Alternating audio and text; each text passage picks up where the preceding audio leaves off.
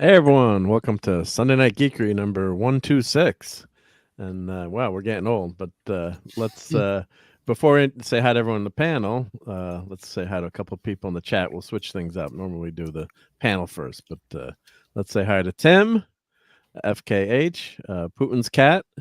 Oh yeah, she does have a good quality to her. Yeah, I can see that. Yep, JT Kirk, Brian Hepburn. Could not be reached. Hey, Brogu, Maddie's daddy. He's on daddy duty tonight, so he can't be with us in the channel, but great to see him there. Let's see who else is out there. Of course, I think I said JT Kirk, right? Yep. And Daniel Barry, Sports Highlights. Hail. Geek and I. Hey, and Geek, you have the link if you want to feel like popping in. So if you can. Putin's cat. I said, yep. I did say Putin's cat. See, my memories are, and then Brian Hepburn and Wes Cagle.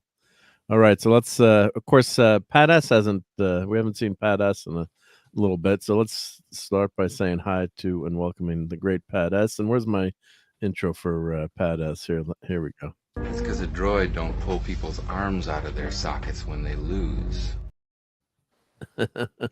Hey, how's it going, Pat? Doing good. I'm with a different roguish iconic hero. Can anybody tell what action figure that is on my little icon thing? Is that yeah, looks like Mad Max. Mad Max? Wow, good. Max Road Warrior? Good job, Clobby. Right off the bat. Yep. Yeah. Cool. I was gonna say Zod, but no. Yeah, that was a really good action figure, dude. That came with like the little sawed-off double barrel shotgun and his dog and everything. And all that. Yeah. Perfect for kids, right? Yeah. Road Warrior. Yes. Yep. Yeah. And Maddie's daddy just popped in. Hey. But he's got an invisible icon.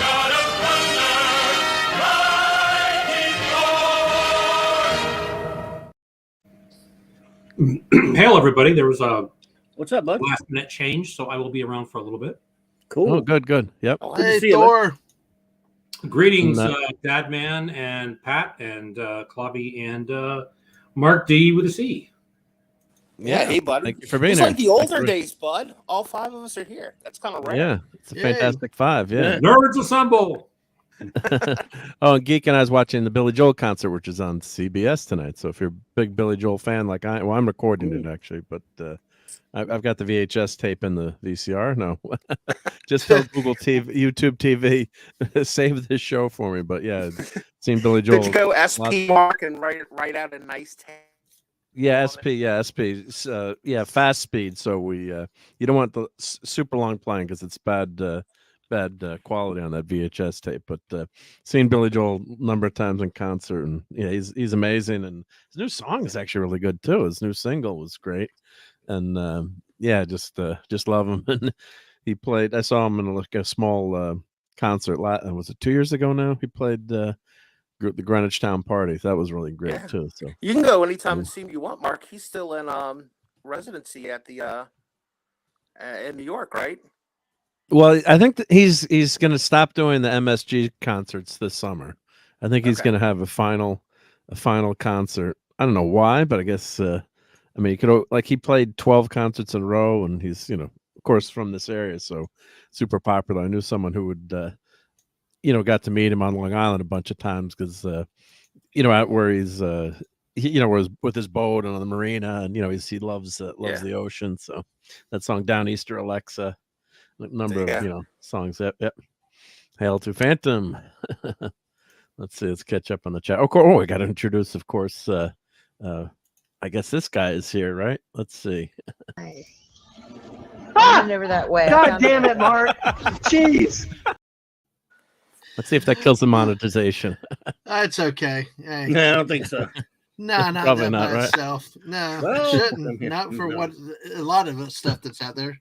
Mark, how are you, my friend? Doing great, doing great. Was Good. watching a lot of TV this past week and trying to do work too. But I went to the movie theater a lot on Saturday. did you see King? You saw Kong? I saw Kong. Yes, I did. I also Good, saw a good. new movie with Nick Cage. So No, he didn't watch Oh, any yeah. movies. He just likes hanging around the movie theaters. you're getting Yeah. popcorn. I got a He bucket. just goes and hangs out. I got the popcorn right here, right now. So hey, Yeah, yeah. And of course we've got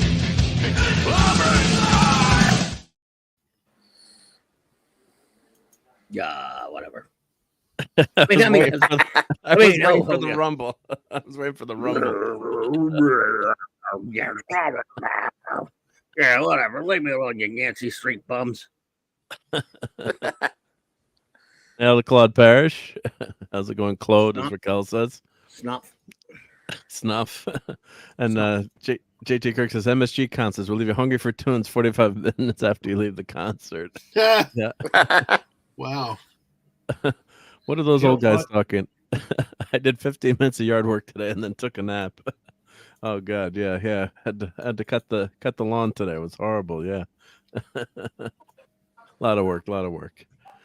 So, well, today is Jerry Anderson's birthday, who's famous. Of course, I'll put the overlay on so for you can see lot of my stuff. a lot of Jerry- stuff. Yeah, Jerry Anderson is go. yeah. So it's his birthday. His birthday today. I'm not sure how old he would have been, but his son was on today talking. All great things. I think the most popular or famous Jerry Anderson, I'm going to guess, is Thunderbirds. I'm guessing. I mean, I love all his stuff, but I think that's the most That popular. Captain Scarlet, Yeah, a lot of the puppet shows, but yeah, the Stingray. But yeah, I think Thunderbirds was Stingray. probably. You had to pick out one. Although Space 1999 is fairly popular, but yeah. that's pretty Yeah. popular too. And of course, our favorite UFO. UFO. Yep. Yeah. So let me see. I'm going to share the screen and let's get to Jerry Anderson Day or Jerry Anderson TV. We'll just show. Let me just present there. And of course, we got some enabling stuff too. And they were announcing some new Eagles today and some great things that are coming out. So let's see what they had going for Jerry Anderson Day, and just a real great legacy of phenomenal entertainment in the sci-fi realm. I mean, and it could not be reached as Captain Scarlet. Yeah, and what I love about it is just the special effects and the people. Oh, they're puppets, but I mean, just the engineering feats and all the special effects and the spaceships and the rockets and the cars. It's just Mark, so futuristic. Mark, you know Captain Scarlet? Yeah, I know Captain Scarlet. Yeah. Yeah. Yeah, would- Klobby knows it. Wow, Well, Yep. why would we? because it's Yeah, British. dude. So what? Oh, we love British Oh, stuff. Yeah. You ever heard of a show called Doctor Who that we go on about forever? And space You guys may remember from a year ago. and UFO. My friend, the late great Ron Thornton, was visual. Yeah, you effects mentioned him. Yeah. supervisor. That's on both amazing. of those. That's cool. Klobby, you would have loved him. Unfortunately, he passed away. Mm, But you would have absolutely loved Ron. He was hysterical. He was a great guy. cool. When he worked on some of my favorite stuff, Doctor Who and Blake 7. Nothing up with that. He was, from what someone told me, he was the first one to say, I think these computers could be used to do visual effects. Wow. Yeah, remember you telling us about him? Yeah. And they were working with no budgets. That's I okay. mean, they hit, it's just that's true. You could say what you want. People like to laugh at the sets and the effects in those shows, but they're working with zero money. The executives didn't put any money into science fiction because they Well, thought it was but it was government access television. It was not, it wasn't a private enterprise. It was paid for by the government. Well, Star Trek as well. As you guys all know, the chairs were all Gene Roddenberry's new dining room furniture. But that was Hollywood compared to. I put it like this: Blake 7, which was made about 10 years after Star Trek, the original series. Paul Darrow, the star of Blake 7, once said, and he was speaking of the original series of Trek. When he said this, he said, Our entire season's budget wouldn't pay for the coffee breaks on Star Trek. Yeah, Yeah, I mean, it's Shatner said nowadays the craft services, which is the food. yeah, but he's talking about that's compared BBC to Hollywood, though. Yeah. Well, even like Hollywood, like I mentioned the chairs. Also, McCoy's medical scanner was the salt and pepper shakers. Yep. Well, TV was cheaper back then compared to the movies, but I'm still telling you. But like I said, comparatively speaking, it wasn't even close. A budget on a TV show in 1966 in the States dwarfed the budget on a 1966 TV show at the BBC $1 billion. I mean, it was so much. Yeah, and those salt and pepper shakers, they actually told someone to go find some futuristic salt and pepper shakers, and then they said in the set design, said, well, no one's going to recognize what they are. They're too futuristic. So then they turned him into the medical scanner, which is brilliant. Yeah. They the transporter effect. You guys all know this, but there might be somebody in the chat who doesn't. The original transporter effect was little flakes of like aluminum foil that they stirred up in a glass of water and then filmed out of focus. I thought it really worked, the transporter. No, just kidding. Yes, it was a real one. Yeah. That must have been a legacy. Fly movie. That must have been a legacy for a while, though, in England, because if you look, and it's like hard to think about it now, or hard to believe now when you think about it, but they were filming Red Dwarf like around the same time they were making Next Gen. And if you see like the behind the scenes thing that they did on like the first DVD set, it's like all they did was take a bunch of old like plastic toys and stuff and all and spray paint it gray, and that was the walls of the Red Dwarf, right? It was low budget, yeah. Yeah. Yes. By the way, I hurt Minimus's feelings. I misquoted him because I got that quote from Minimus, who heard Paul Darrow say that it was tea breaks. He said, "Sorry, I accidentally Americanized it. Said coffee breaks. Please, close enough. Well, Forgive. a tea break could be food in right. They call them tea breaks. I'm sorry, I misquoted him, but I remember I did get that from Minimus. Your agonizer, please. It's a good thing I didn't credit him with it because I would have been crediting with him with a that would have been bad. Yeah. Yes. Even really bad. Don't cross the streams. Bad. Even Star Wars, as you guys know, was they went out and bought a bunch of old models. Oh yeah. What do they call that when you piece them all together? Kit bashing, yeah. Kit bashing, yep. Yeah. So there are a lot of standard. There's a lot of aircraft carrier pieces, and people at some point figured out where all the pieces came from. Of course, now they just they have the money to make a Star Wars model, but it was a lot of kit bashing and made from scratch stuff. Yep. So, hey, Stephen Mack is here. How's it going? And hey. Corey Cochran is here. Yo, chat. Howdy. Corey, how are you? Welcome. But, so this, if you want to, let me put this link in the chat, I guess, if I could put this in. If you want to tweet this out, anyone, you can follow us and like this post. This is Jerry Anderson TV. And then I guess you get...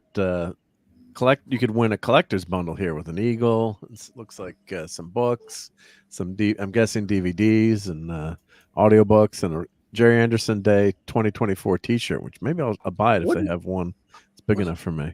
Wasn't his first show Joe 90 or one of those? I think he didn't do Thunderbirds or Captain Scarlet first. I don't think. Stingray. Let's check Joe his 90. IMDb. I forget which one was first, but he did whichever one he did first. He did third. He was known for the puppet shows first. Joe 90, Stingray, Captain Scarlet, Thunderbirds Are Go, and I think it's those four. I'm sure there may have been another one. There was another one probably. So Jerry passed in 2012. Let me call up his IMDb here. Okay. And let me bring this over to this one. I love UFO. So this #1. She loves that. Yep. And I was big on Space 1999. I tried a bunch of times. And some of it I like. Dragon's Domain is Fireball. There you go, Gwag. Fireball, thank you. Yep. So here's Joe 90. Yep. And a lot of these were short short, Fireball LS. number of episodes in terms. So I guess Right. writer. Oh, let's go to his. Let's see, Seahole. So what was the Space first? Police. Let's go back in time. Let's travel all the way back. So Four Feather Falls, original idea. Oh, Supercar. Remember that one? Supercar. Yep. So I guess Supercar was the first. Well, I guess this Four Feather Falls was the first thing he worked on. I don't know if he's a. They said, But I think he created created on it? Supercar. Yeah. So here, but this is I've never seen this before. So this looks like another marionette or puppet show. Yep. Yep. Interesting. So it looks like it's set out in the West. Let's see. Wow. Nice. Sheriff Tex Tucker makes sure all is well in Four Feather Falls with the help of his dog Dusty and Rocky the horse. Done with puppets, even the animals talk and sing along with the humans. His problems are quickly wrapped up. So there are 39 episodes. Wow. Wow. I've never even watched that before. Yeah. So I don't know if that's easy to find or watch, but let's close that and go back to. So what did he do on this? He was. Fireball, He was one of the creators. All right, so he was one of the creators. Yeah. So that's God, I didn't even know that. I consider myself a fan. Hail to Picasso. Thing pirate. Yep. Supercar was the first official Super Marionation show. Yeah, so the Super Marionation, that's the super duper puppets. Yeah, that have Super Marionation. Yeah, remember that fan mag, Brian? I bet you have some issues of it. I used to see it all the time. Called SIG. Super Marionation is Go. Yeah. So Supercar was 1961 to 1962. Wow. Oh, this is, by the way, Peter Cook and Dudley Moore for their variety show back in the late 60s did a great parody of those puppet shows called Super Thunder Steam Car Is Went. And they dress up like the puppets and they put strings on themselves and they talk just like the puppets and move around like that. It's freaking hilarious. They put the big eyebrows on and all that stuff. Oh, it's so great. It's on YouTube. You got to find it. It's so funny. I know this show, but I haven't watched all the episodes. But this was a big. Hey, all times like this, I love their voices and that. I love it. That'd be tough to do the voices for that show because the lips don't really move that well. Yeah, and the puppets kept getting better and better too in terms of how they animated them and the gadget. The hardware was cool. That's what was so awesome was the hardware. Yeah. Yeah, and then they did a movie. I think it was 2005. And God, live action. Mike with the late great Bill Paxton was in that. Yeah. And God, that was a fun movie. I mean, I know it's not Jonathan Frakes directed that. Frakes directed, but my kids would watch that over and over and over. And it was one of the things like Ghostbusters in that movie, and they just they loved it when you put that on, Dad. So that was just a fun, really fun movie to watch. I thought it was pretty well done. I mean, so let's go back to. I think it's not part of it. Yeah, it was good. Yep. So let's go back to Jerry's page here. I had a buddy of mine that was really into those Thunderbirds. Yeah. So what? Let's see what. Go through the list here. So Supercar, Firebird XL5. Let's see if I open a new tab. That's better. Yep. That was very popular too. I think Stingray was probably the first.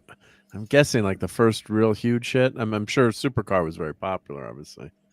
But I guess I can't play the trailer. Gerard Christopher loved it. Remember Gerard Christopher who played Superboy on the Superboy TV show? Oh yeah. He loved. I met him at a con in New Orleans, and I bought some tapes from him. Excuse me. I ordered some tapes from him because I didn't have good copies of a couple of Superboy episodes, right? So I ordered them from him and sent him in a really crappy box. He sent me a tape VHS, and it got destroyed in there. So then I saw him a few months later at Dragon Con. I walked up to him and told him, "Hey man, it's nice because he was just at his table." Yeah. And I told him about it. He's like, "Oh," he was like, "I don't care."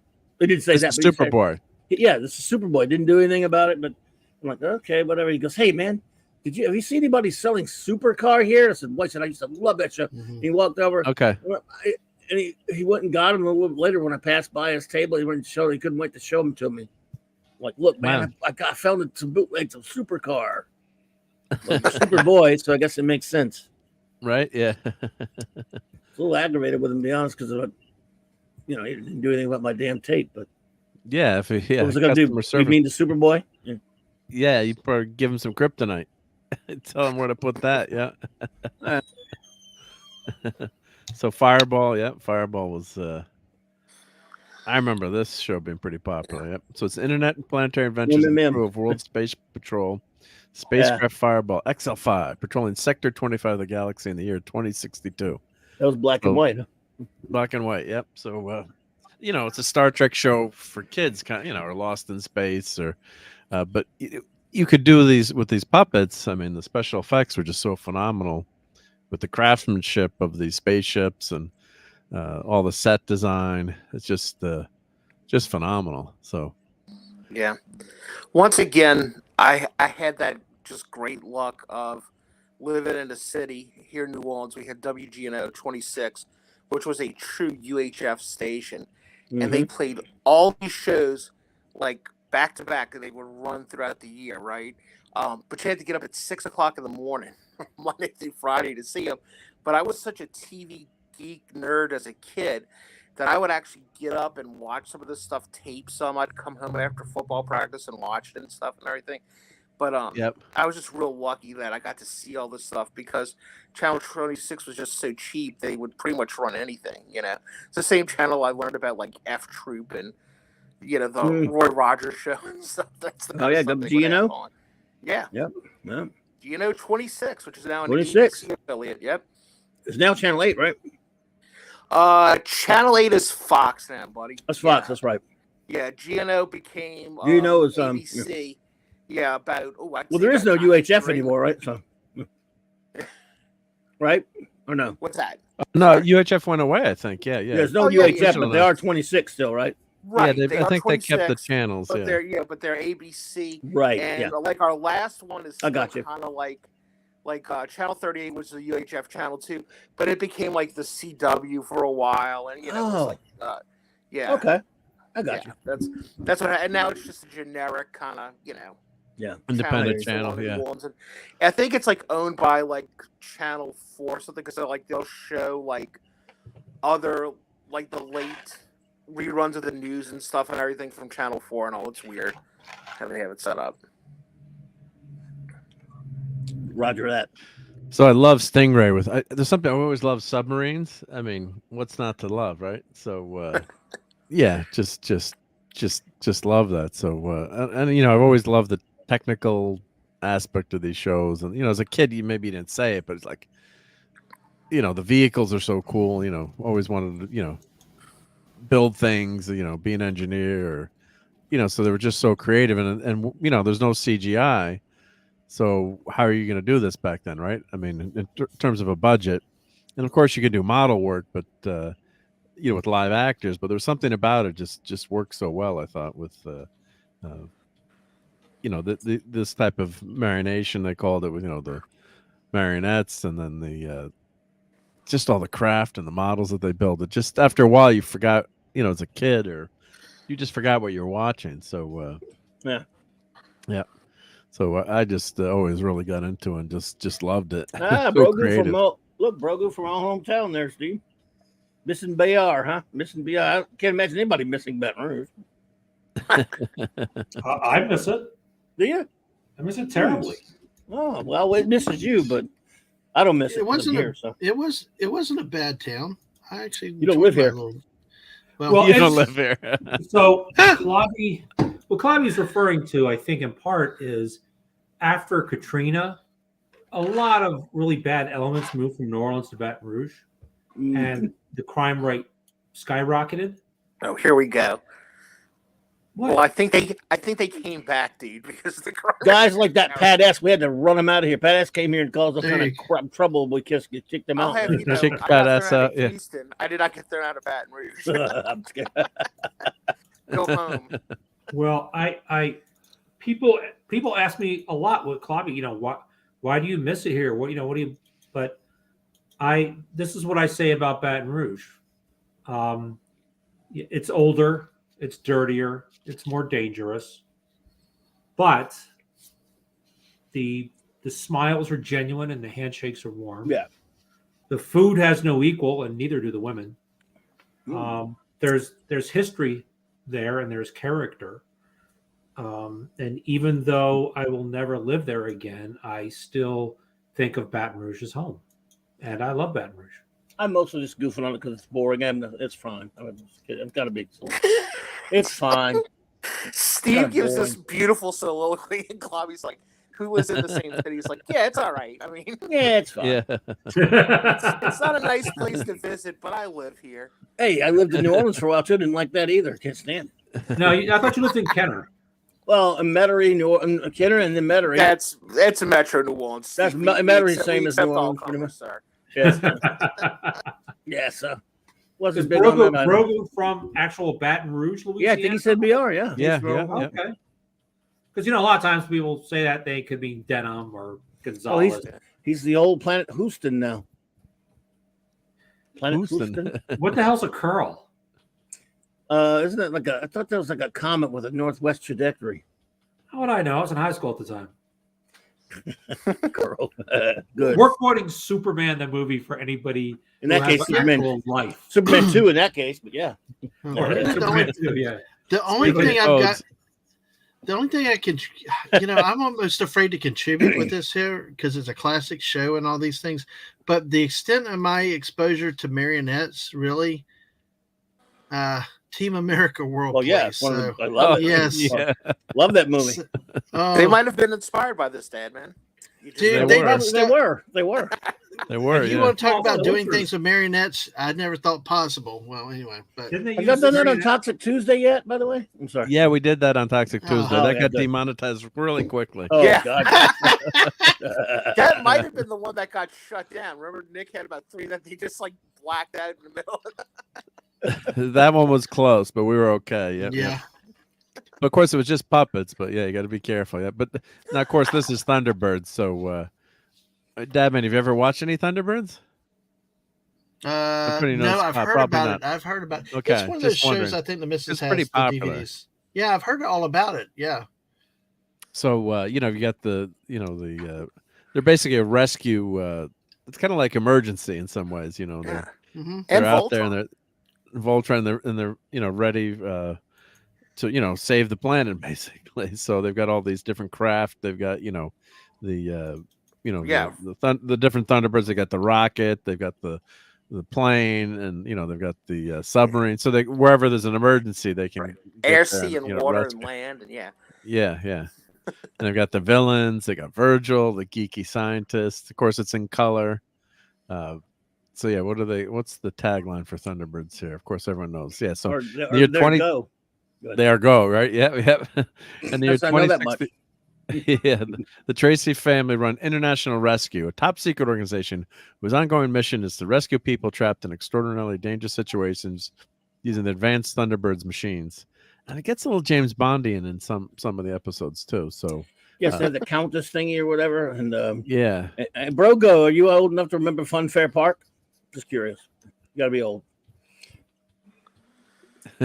Maybe not. Yes, antennas. Playing with TV antennas and getting pictures, watching stuff. I miss those days when you could get. I'm sure everyone did it wherever they lived. You can get antenna and get pictures of shows that you didn't have in your town, like fuzzy pictures. And, I could watch this out of New Orleans. I could watch this out of Mississippi. I'm sure you probably did it too. Especially after it rained, the signal was stick in the wet ground. Mm-hmm. Yeah. So in the atmosphere, Steve. My old man was a big radio geek and a ham radio guy. So at one time he had the claim to fame in the 80s of having the tallest civilian radio tower in Algiers. And I just remember picking up really cool radio stations and stuff. But what's really neat is we have a big powerhouse station in New Orleans, 870 AM. Mm-hmm. And I have friends who they would go to school, at college, right up in Memphis. in Nashville, and they would swear they could get Saints games up there, like especially the night games. They said they could listen to 870 and hear Jim Henderson and Buddy D talk about the Saints. Now, why you'd want to listen to the Saints games in the 80s, I don't know. But I was driving back. Well, dude, I was driving back through Philadelphia one night really late and went on a trip. I went to pick up a vehicle up there. This is back in the 90s, and I could get it WWL up there on the Jersey Turnpike. I was getting WWL. That's amazing, dude. Yeah. So, Thunderbirds was just. I think that was probably, God, my favorite show. One of my favorite shows as a kid. I mean, I love Batman. But Jerry Anderson just did so many things. But I'm guessing, like I said, Thunderbirds is probably the most famous, I guess, of all the programs. Of course, UFO. Well, Space 1999 probably has more of a reach, I'm guessing. But in terms of the marionettes, I'm guessing that's probably the most popular. They're all awesome. Thunderbird 2 pod. Yep, and I've got that's so cool. That's the nice Thunderbird 2 would carry that and drop that with Thunderbird 6 in there or Thunderbird 4. You bought all those, didn't you, Mark? I've got a lot of them. Yeah, one time, I have a nice video. I'll post a link to that on one of them. But same here, Brugu almost died on it as well. The Wild Mouse was called. Roller coaster. The roller coaster. He almost died on at Fun Fair Park. Remember that, Steve? Vaguely. I actually never went to Fun Fair Park. Really? Which is weird because my brother worked there. Is that the one that had all the dangerous rides that was like on YouTube documentaries? Okay, yeah. It was in Baton Rouge, kind of like an action park. And up here we had. It was a park. Yeah, kind of. Not quite. It was called the Attraction Park. They made a movie about that. They made a movie like that with Johnny Knoxville a few years ago. Oh, really? With that kind of theme, yeah. It was an amusement park. They had rides. Yeah. Action Park was a place where people could go to do and see all sorts of fascinating things. Yeah, good one. Good trick one. There was an old one of the older roller coasters. They built a newer one later, but the older one was called the Wild Mouse, and it jumped the track. People actually got killed on it years earlier than before I was able to go on it as a kid. But we went all the time there, and I rode on it. It almost went off the track on me. In fact, it went off the track going up the thing at one time when I was on it. That's scary. The movie I'm thinking of. It was scary. The movie I'm thinking about is called Action Point. It was released in 2018 with Johnny Knoxville. A daredevil designs and operates his own theme park with his friends, and the whole point was everything was like could almost hurt you pretty bad.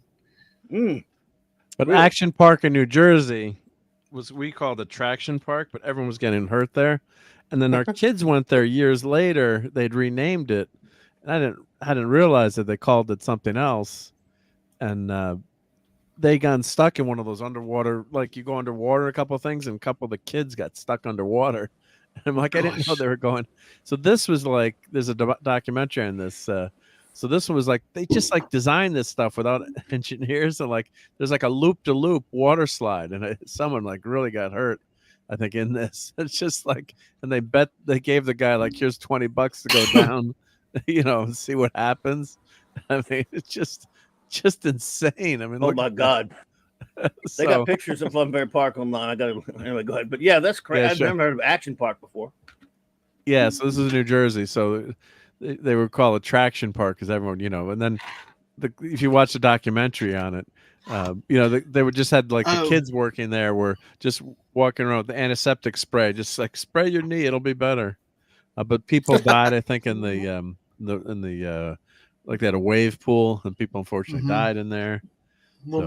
Mark, the movie I was mentioning, Action Point, was actually like I said, Johnny Knoxville. Johnny Knoxville was inspired to make the film after seeing a 2013 short documentary, The Most Insane Amusement Park Ever, about Action Park, a theme park in New Jersey, notorious for its poorly designed, unsafe rides, in addition to employing underage, undertrained, and often intoxicated staff. So your Action Park. I survived Action Park. I was there. I survived. Yep. Yeah. Wow. So, I knew there was a connection in there somewhere. Yeah. Thank you. Yeah. That was very cool. Yep, yep.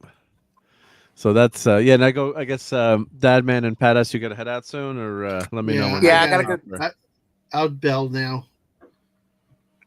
Now that you're going to Action Park, you said what? You're going to? It's a drag. Yeah, old, man. I will one time before I die. Yes, Action Park. Why not? I can't remember what it's called now. It's called they changed the name. Yes, And they made it like sound very, very. And I don't know if it's still open or not. But why don't you tell us what you got coming up for the week, Mr. Dadman? All right, random streams whenever, whether it's Fortnite, chill streams, or late nights. Probably a late night on Wednesday night, usually around 10 p.m. But Friday night, we got 2 more episodes of season 2, Buck Rogers 25th Century. We've got those coming up. We've also got Tuesday night sports review with JT Kirk, Sci-Fi Mombi, and Whoopa Troopa. We're going to actually talk some about the business of sports ball with the relocations, taxpayer votes, and stuff. So it's not just going to be your normal. Got a hockey team. Got a hockey team moving too. Yep. It's all kinds of.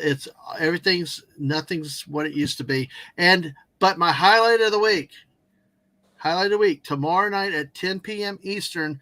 I have got none other than Raquel Briggs on as my guest to chill and hang out with and maybe talk a little bit of old and new Battlestar Galactica while we're together.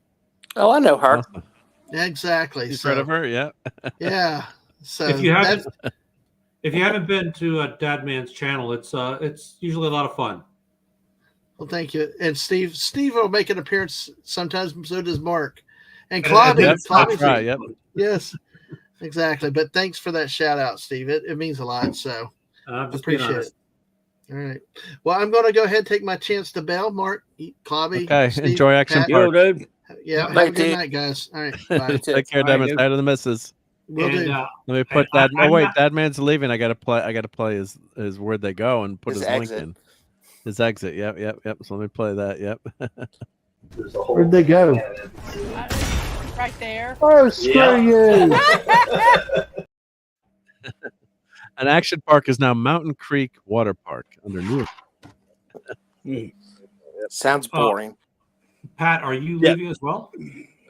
I am, sir. I have a test I have to go do in the morning, so nothing, no big deal. But it's a bummer because I got to get up at like 5:30 to go, and I can't eat or drink anything. Multiple choice? Is it a multiple choice?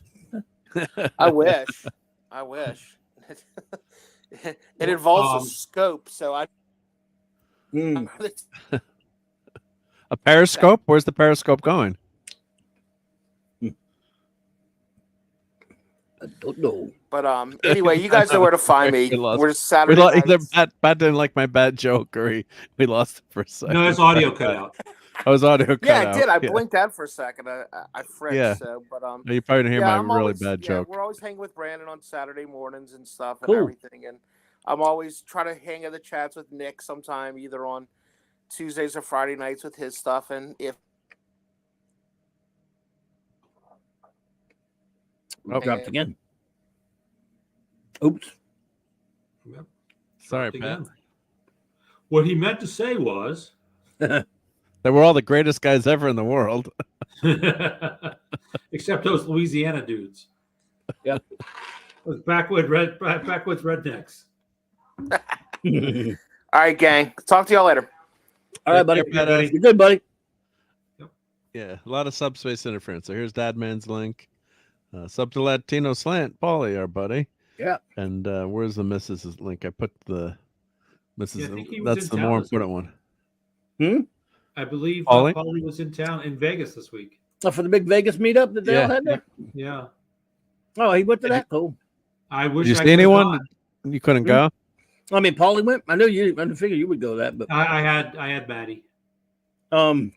Eric was there though. I think I did have lunch with Apollomy. Oh yeah, I heard about awesome. that. That's great, man. Yeah, and next week I'll be having lunch with Clobby. Yay! Where we gonna go? I better know where we're gonna go. Well, you don't. I was about to say we don't have to go there, but yeah, why not? Why not? We need to go where you want to go, man. Good seafood place. It's Cajun. It's Cajun food. It's a place called Parans, which is Cajun for Godfather. Nice. And it's authentic, pretty authentic, I'd say. Good Cajun food. Yeah. Yeah, everything's good there. Yeah, the whole building is like cedar on the inside and outside stuff. Or or some sort of similar wood. They have good sea bugs there. They good what? Do they have good sea bugs there? What the hell's a sea bug? Like shrimp, crawfish. Yes, they do. Yep. They have everything there is good. Oysters, all my favorites. Clams. I don't know if they have clams. Probably. They They might, have yeah. oysters there, right? For an appetizer, right? Oysters Bienville and oysters. What's the other one, Clavi? That's a big classic Cajun. Oysters Bienville and oysters. They have some Cajun, some very classic Cajun. Just some shrimp etouffee. Yeah, jambalaya, You like that etouffee, sort of thing? gumbo. Yeah, shrimp Creole.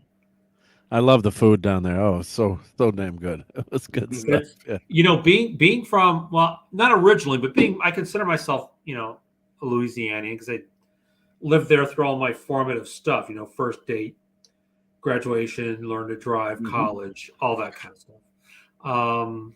When people, I say I'm from Baton Rouge, and people say, "Oh yeah, I love Southern food," or "I love the food there." I spent a week in Atlanta once. And I'm like, no, that is not the same. They think that's the South. Good one, Brian Hepburn. Yeah. I love barf. No one. Yeah, Clobby, you're right. Likes clams. Dang it, Mark. Yeah. Louisiana is different. It's unique within the South. But yes, Brian, Ben Cisco's father does have a restaurant in New Orleans. Oh, Mars Monkey Max, He King does, yeah, Oysters. That was, oh, you're killing me, dude. I got to find that clip. Yeah, let's see. Do I have that? Because Mark will try to do it. Yeah, that would be so bad. Yeah. Oh, this evening I shall go for the squid platter. Ew. With extra tentacles, please. Actually, my ex-wife got me into calamari, fried calamari, just with salt and pepper. Good stuff. Yeah. Oh, love it. Very good. Yeah, yeah. Oh, Clobby doesn't eat anything that came out of the ocean or the ground. Yeah, I like fish, just not the other stuff. Oh, really? You like fish? Yeah. Yeah, catfish, basically cod, some of it. Yeah, tuna. Oh, okay. There we go. Here's the most famous line from DS9. If I never see another clam, it'll be too soon.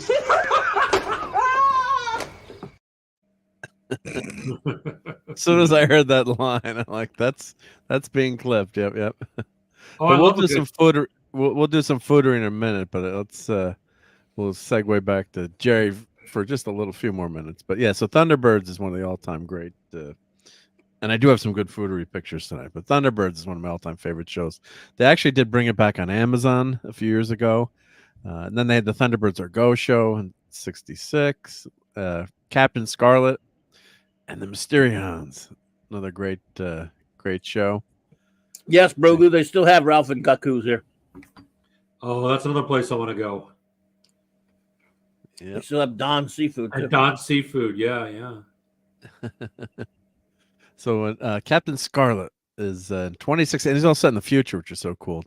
The indestructible Captain Scarlet leads the agents of Spectrum in a war of nerves against the Mysterians from Mars. So this is like this one's more of a superhero. Captain Scarlet's a superhero. And he's indestructible. Yeah, he can't kill the guy. And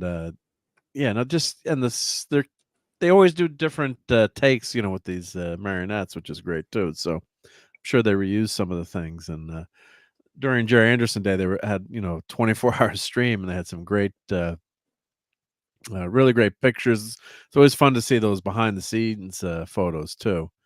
See how things are made or how they're filming this stuff too. It's really, really wild. So let's see here. And then this I was watching today. What's it called? Spectro. It's like this helicarrier. So this was 1967. So I don't know when was Shield's first helicarrier in the comics. Was it before that? Is it a little around that time? Right. So this is basically a helicarrier, in going around the planet, and it's just amazing. It's ahead of its time, and it gets very James Bondian, and right.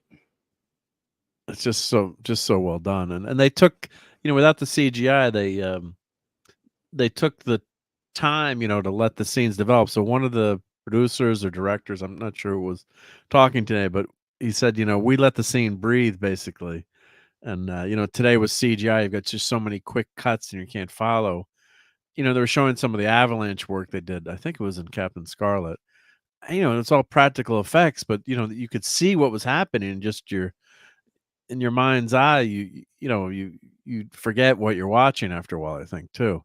So just really well done. And today, some of these clips with, not that CGI when it's well done, it's amazing too. But sometimes it's more of the director, I think, too, where they just go all these quick shots, or especially you see that in fight work too, where and either doing a fight and you can't figure out what the heck is going on in the fight. And it's mainly because the actors can't fight, and it's the stunt guys that are taking over, and they can't show who the stunt guys are. But I thought so. Yeah. Kirby created the Helicarrier in 1965 at Strange Tales. And we'll double check to make sure. Okay, thank you. Yeah, I'm assuming it was the 60s, but and they read comics over there too. So yeah, so I mean, it's not an exact copy, but it's an floating aircraft carrier, flying aircraft carrier. On behalf of Jack Kirby, you're welcome. Yeah. So, what did he ever create? Wasn't it that you're guy welcome, Jerry Stanley Anderson? that did everything? Yeah. Oh yeah. Yeah. Of course, then we get another Thunderbird series, Thunderbird 6. That's in 1968. That's 55 plus years ago. Crap, I'm getting old. So, yeah, Mars was at the World Police. Yep. So, several members of the International Rescue Crew attend the maiden flight of Brain's revolutionary craft Skyship 1, unaware they are being lured into a deadly trap. So, this is a movie. And, I love Brains. He always had the gadgets and gizmos. And, he was like the Mr. Spock of the Mr. Spock of the group. Look at the haircut too. Yeah. Kind of could be a Spock, right? Yeah. So just great imagination on these shows. So let's see here. What's the next show that was up? We got of course Joe 90. And let's see what the tagline. The Adventures of 9-year-old Jack McClane. John McClane? No, Jack McClane. Joe McClane, yeah. Who can have the expert skills, knowledge, and experience of top experts downloaded in his brain by his scientist father, enable him to become a secret agent codenamed Joe 90. What does that kind of sound like? What do you think that might remind you of? I don't know. I'm kind of confused. Is it a very dangerous show or? I don't know. Yeah. Can't imagine. Can't imagine, right? Yeah. What do you think? Comic book, yeah. I don't know. Wasn't there a comic book character kind of had that kind of powers? Yep. I don't know. I can't even think of them. You have to say it to help me remember. Yep. Oh no, Claudia's about to play that. No, I'm not. I'm gonna play it. Mark might, but I'm not. Yeah, we will play that tonight. Yeah.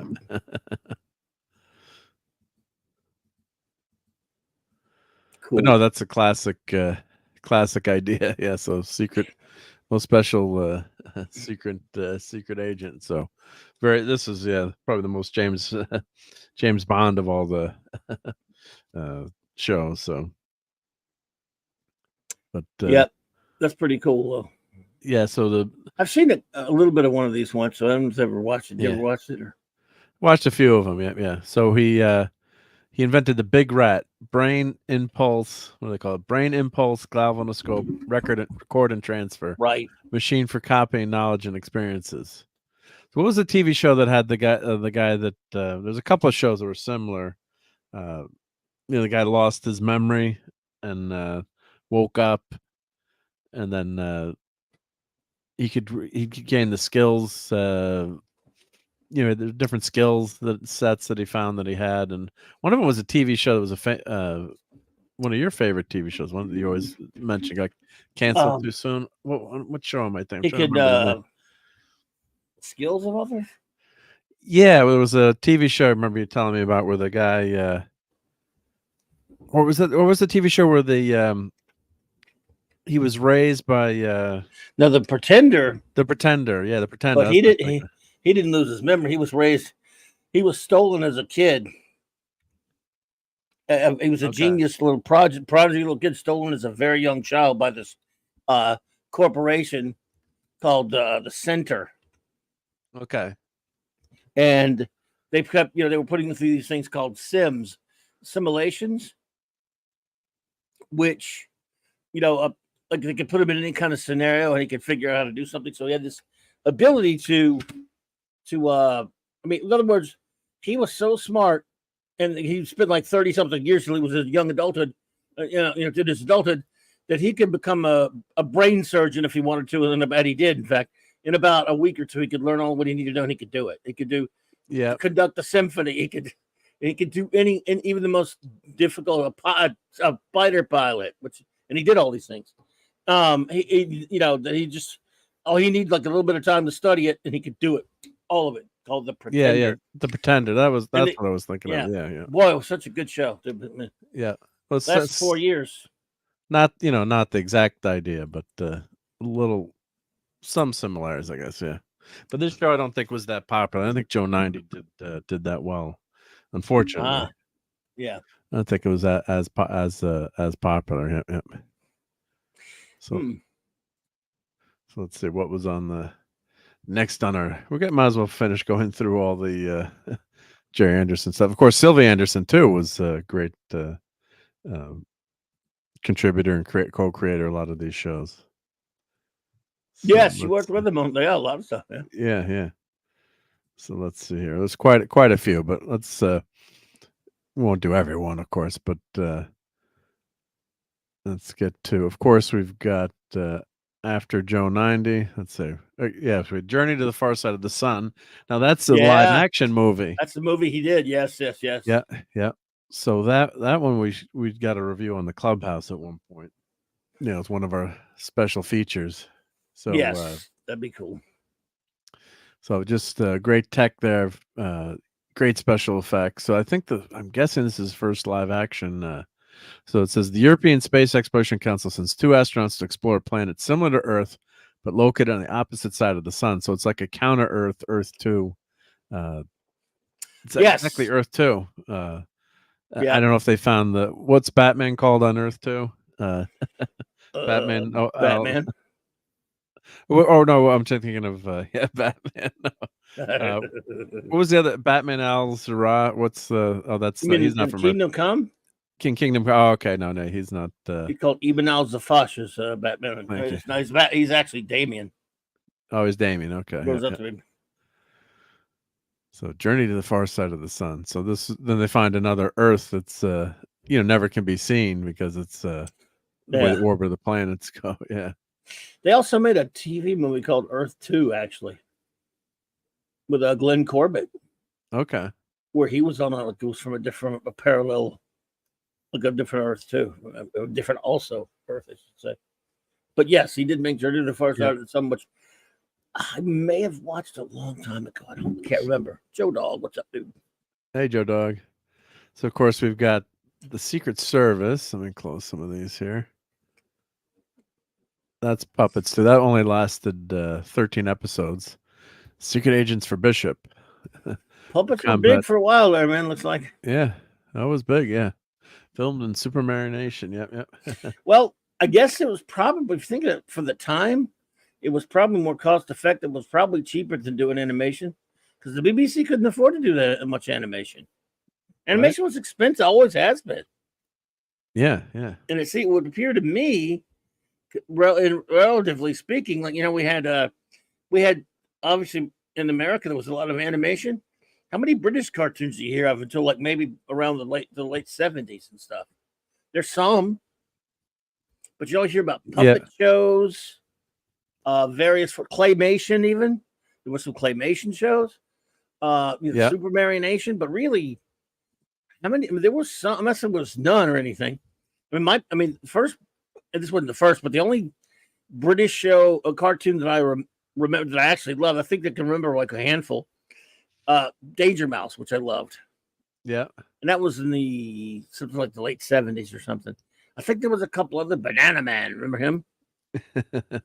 But all their other children's shows were puppets or, sort of like Sid and Marty Krofft type shows where they dressed up in costumes and stuff. I don't know if they had Saturday morning cartoons like they did, or they watched ours probably. Interesting. Yeah. I'm wondering how many British animated shows there were. I'm not sure. But there were a lot of. They had puppet shows or they had marionettes, but they had super marionation and we didn't. I mean, we had puppets and stuff. I love Danger Mouse though. Yeah, Danger Mouse. Again, that is totally coming off the cuff for me now. So don't bust my balls. Oh no, you don't know what you're talking about. There are plenty. It just now that I'm thinking of it, and it's just really occurred to me right this second. I can't think of too many older British animated shows other than, like I said, Banana Man and was it, of course, Danger Mouse. And that was Danger Mouse was in the late 70s. Where I can't think of many from the 60s when obviously there were tons of cartoons, American cartoons in the 60s and 50s even. So maybe they probably just watched our Looney Tunes and they watched our cartoons and didn't make their own. Yeah. Remember, it was a government access program. Hollywood could afford to make cartoons. But it's expensive stuff. Yeah. Didn't. In fact, Danger Mouse was made by was it ICTV? So that wasn't the BBC. The BBC probably didn't make any cartoons that I know of. Yeah. And hail to Bush McFadden. Hail Bush. Hey Bush. Hail. Yeah. Their programming used to be free. Or not? No, sorry, not free. No, you pay You pay a color license. You had to pay for a color license. Yeah, it was. Sorry, I'm eating and talking at the same time. That's cool. It used to be it was basically a tax that you had to pay for the TV. It was a color license, they called it. Yeah. Oh, okay. Yeah, but they didn't have any advertising. Right. They didn't interrupt shows to have advertising. They had some a little bit. Yeah, and yeah. So, like I said. Again, this is all speculation off the cuff when we're talking about. It's dawning on me that at that time in the 60s, when these Jerry Anderson shows started out, in Great Britain, that was king. I guess was the puppet, the super marionation shows. So if there are any animated shows that were British past like in the 60s, I'm sure there were. I'm not saying there were zero, but I don't know of too many of them. Like I said, one of the most famous ones to me are like Danger Mouse. And that was in the 70s, which I loved, by the way. Yep. Yeah. So yeah, they probably watched a lot of our cartoons. Sorry. I was laughing at this too. Yeah, been here for 20 minutes. Yeah. Whenever I look at the other screen, I struggle to catch the chat, and I'm reading other stuff. So hail Bush. Hey Bush, about that one. What's up, buddy? Yeah, but that's what happens. Yeah, I'm 81 span theater. Yep. Danger Mouse was 81. Well, that was when I started seeing it on Nickelodeon, and so, but that was made by ITTV, so it was a British show, but I guess wasn't made by the BBC. Well, a lot of times animated shows, as you know, are made by other, like Batman was produced in the U.S. by Warner Brothers, but all the animation was done in Japan. A lot of public broadcasting stuff was done in Canada with American tax dollars. That really angered American animators. So yeah, I think. And Geek he prefers Courageous Cat and Minute Mouse to Danger Mouse. Oh, I love Courageous Cat and Minute Mouse. I like it. I think I love Danger Mouse. So. What about Top Cat? How good. Top Cat. Yeah. And the white circle is Maddie's daddy. What happened to your icon? They nixed it on your phone. They nixed your Thor icon. I'm on the so I have a new computer. Yep. And I tried uploading a photo, but it said I have to go to like StreamYards Pro or whatever. Weird. No, you should be able to you can have an icon. You should just be able to click on edit audio icon because you're as a guest on the channel. Yep. Well, I want to see how handsome you are, as Thor. Well, I've gained about 35 pounds this year, so It would be a picture. All muscle though, right? Yeah, all muscle. Yeah. I wish. Yeah. I wish. When Clobby sees me next week, he's gonna, what the heck happened to you? You know good and well I don't throw any stones from the glass house I live in, buddy. Yeah. Splitting Image. Yep. British adult Oh, public show called. Yeah. Splitting Image was hilarious. Yeah, those soft. They did a music video for Phil Collins. Phil Collins thing. Yeah, love that. Yep. It was hilarious. So of course, UFO was the next show in 1970-71, which is one of our all-time favorites, and God, that was good. I mean, we've covered that so much on the Clubhouse, but the tagline for that is the missions of the Supreme Headquarters Alien Defense Organization Shadow, which defends Earth from extraterrestrial threats. And brilliant show. Yeah. Cut too short, unfortunately. Yep. God, so good. I was glad we took a deep dive into that one because I'd never watched it much before, and now I've already watched it a couple of times through, and we'll watch it many other more. I'm sure. Love it. Yeah, and of course the lovely ladies of Shadow too. Oh my goodness, what they have a video that's out that I've posted before too, where you can watch the ladies. It was a great documentary they had. They were playing it today on the ladies. Yep. And Raquel's mentioned that before too. Ladies. Yeah. And we will be talking soon about Yep, that was a great episode. Yep. But we will be talking a little Fallout in a little few minutes too. If everyone Fallout. Yep. All right. But Bush was asking. Yep. But just Gabrielle Drake. Wowzers. Oh my. Oh my. You think she's a natural purple? Sorry. I think so. Yeah. But this is just great with the and then the lady that was in this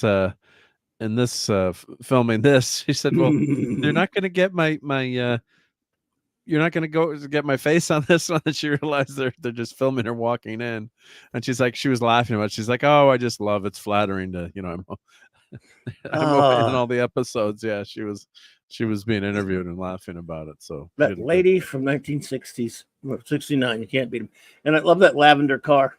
Those cars were the best. Miss Lake.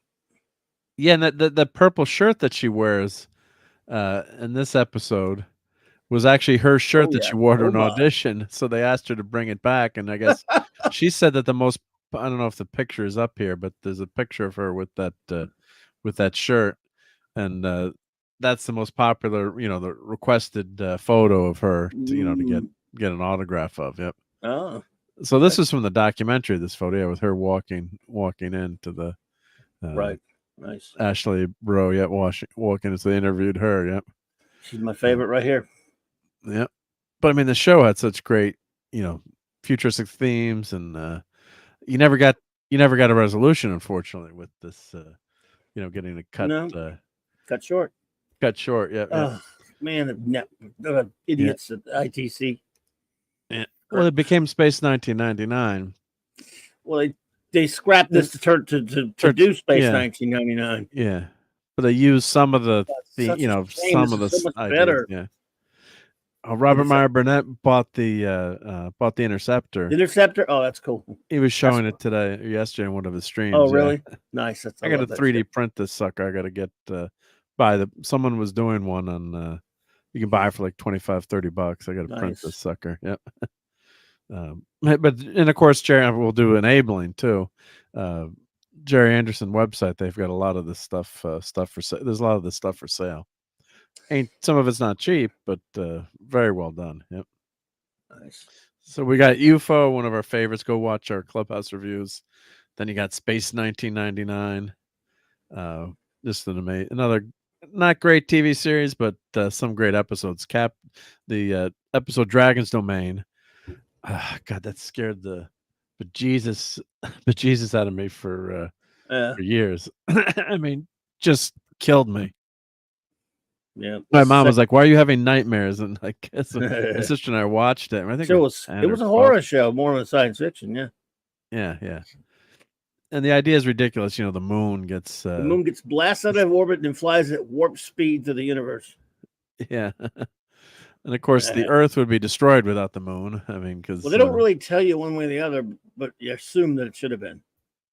Yeah, because the way that the tides work and it stabilizes their orbit, and it's just amazing. You know, with the Earth and the moon together, it keeps us the same constant temperature. So it's just a really amazing the way the galaxy works. They had as many eagles on the show as Voyager had photon torpedoes, I guess, and shuttles. And shuttles, yeah. Right. But very cool design. Did they crash an evil like an eagle every week, the way that Voyager crashes shuttle every week? Pretty much. I mean, not as many, but Commander Koenig, whenever the commander's in there, he was crashing. Yeah. I think someone did a video or a list too of like who crashed the most eagles. So Martin Lando's character, was it Martin Landau? Yeah, he crashed the most. Yeah. Commander Koenig. Yeah. So, well, damn. A great tech and really great set design. Yeah, probably not. And that was Maya. She could shape. Was it Maya? The second season, Maya. She could shape shift, turn into animals. Yeah. So she was an animal. Manimal, yep. So but the premise made no sense of the moon getting, they should have done it on a spaceship. The moon going out throughout the galaxy. It's like the galaxy is so big. It could have just been, I mean, they would go like 100 years. At least with Voyager, it's a spaceship going through a wormhole. This was like the moon just blasts out of orbit. It stays intact. I got a moon base on there, and then they meet. It just flies through the universe. And they meet go to all these different planets and meet all these different, different aliens and stuff. Yeah.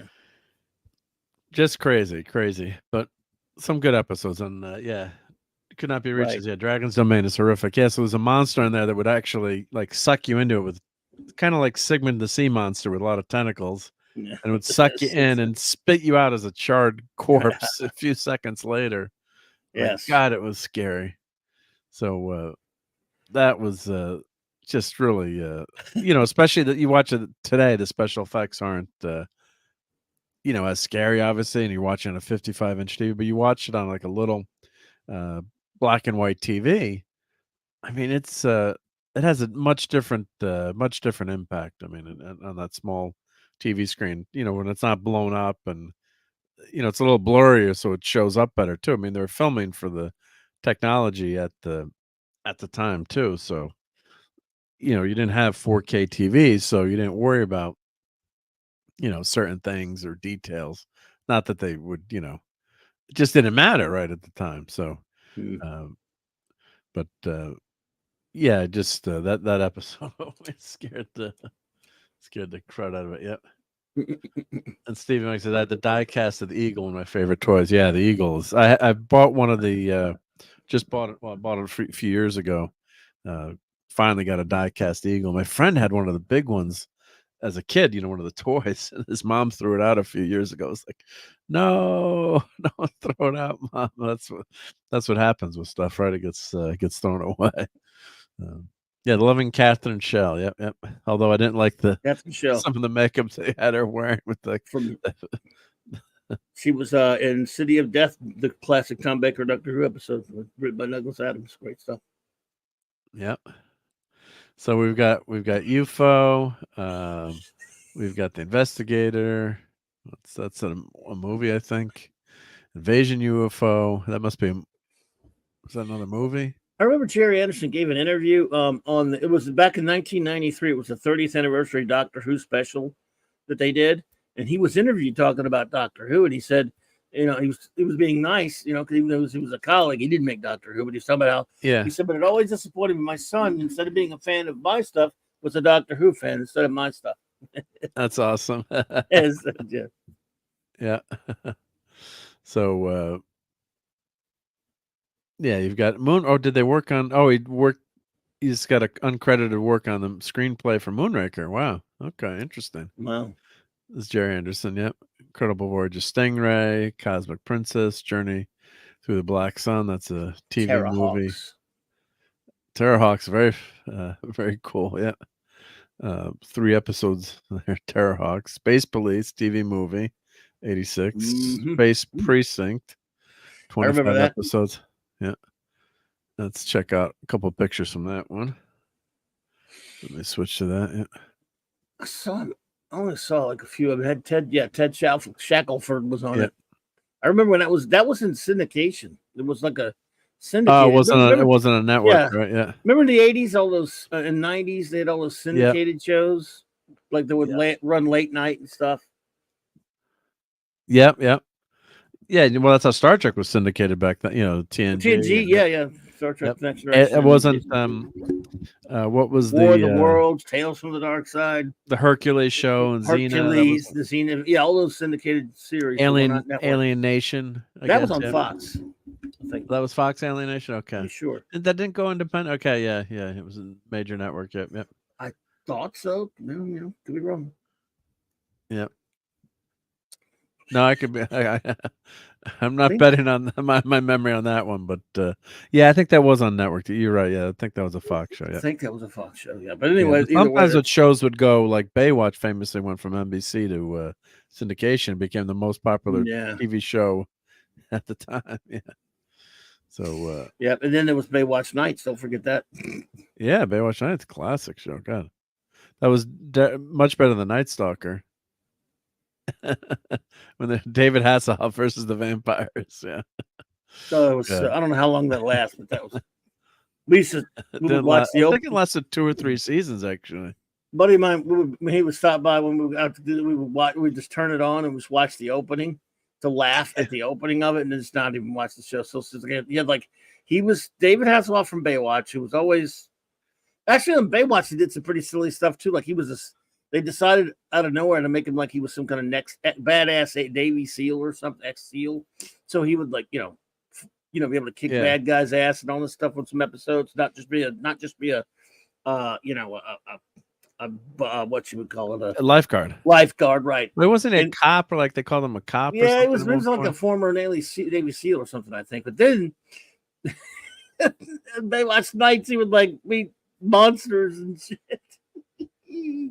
And they have this hokey opening, and then his voice over going, "The nights will never be the same." Yeah, right. Yeah, that's hilarious.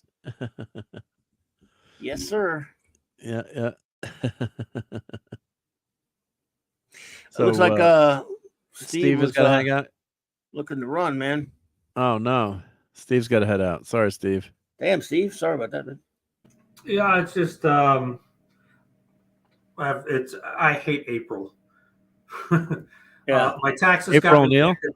My taxes got rejected. Oh shit! Yeah. How do your taxes get rejected? I mean, don't you just pay them?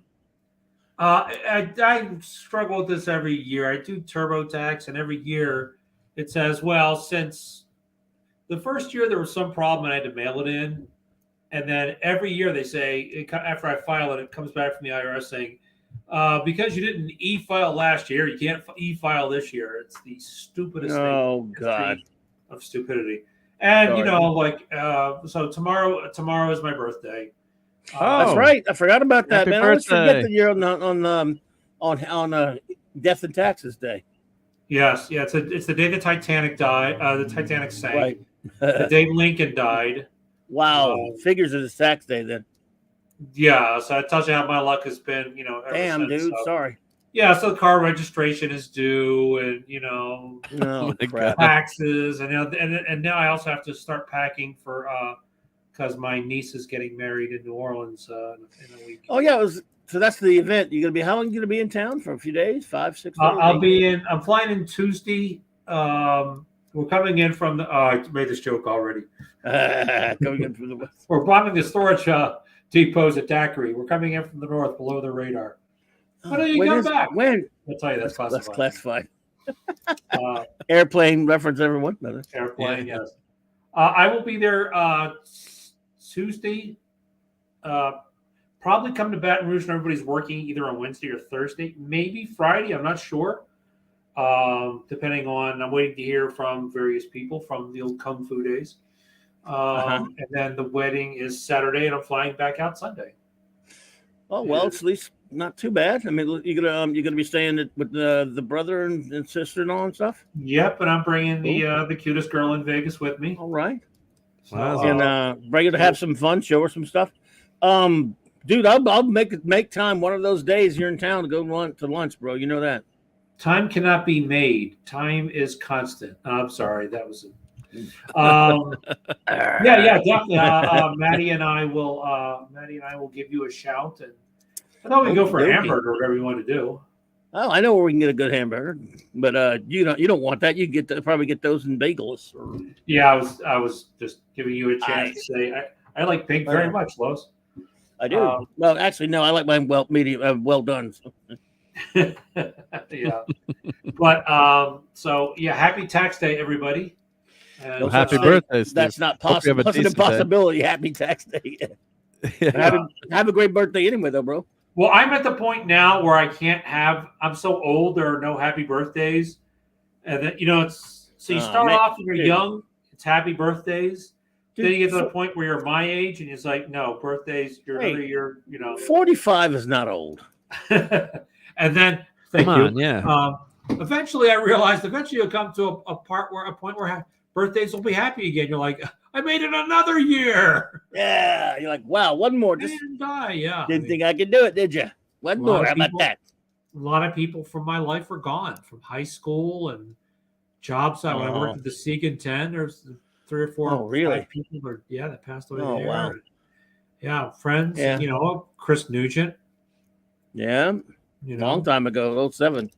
Yeah. So, I can never watch a Michael Biehn film without thinking of him. Yeah, Chris. Yeah, because he painted his portrait and referred to him as Mickey. He was something. Yeah, he was a good guy. He was a very good guy.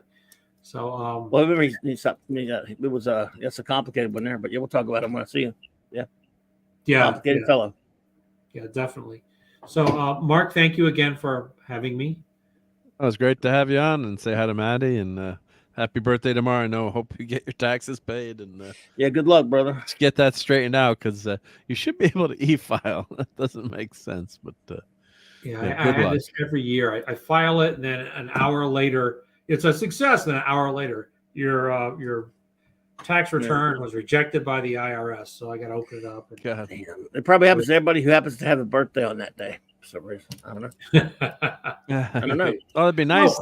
Courtney is here. Hey, Courtney. It'd be nice. I said you don't have to pay your taxes. Happy birthday. You owe 0. Yeah.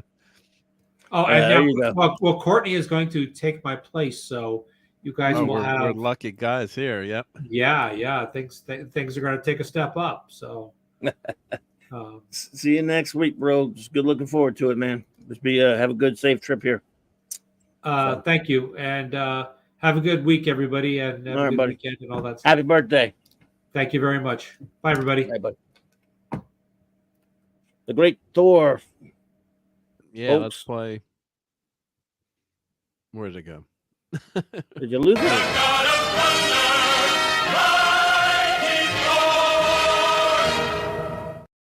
Yeah. There we go. I found it in time. And you got the overlay too. So got the overlay. I should put that up when Steve is talking. Nice. Yeah. There we go. So happy birthday to Steve Mitchum. Yep, great guy.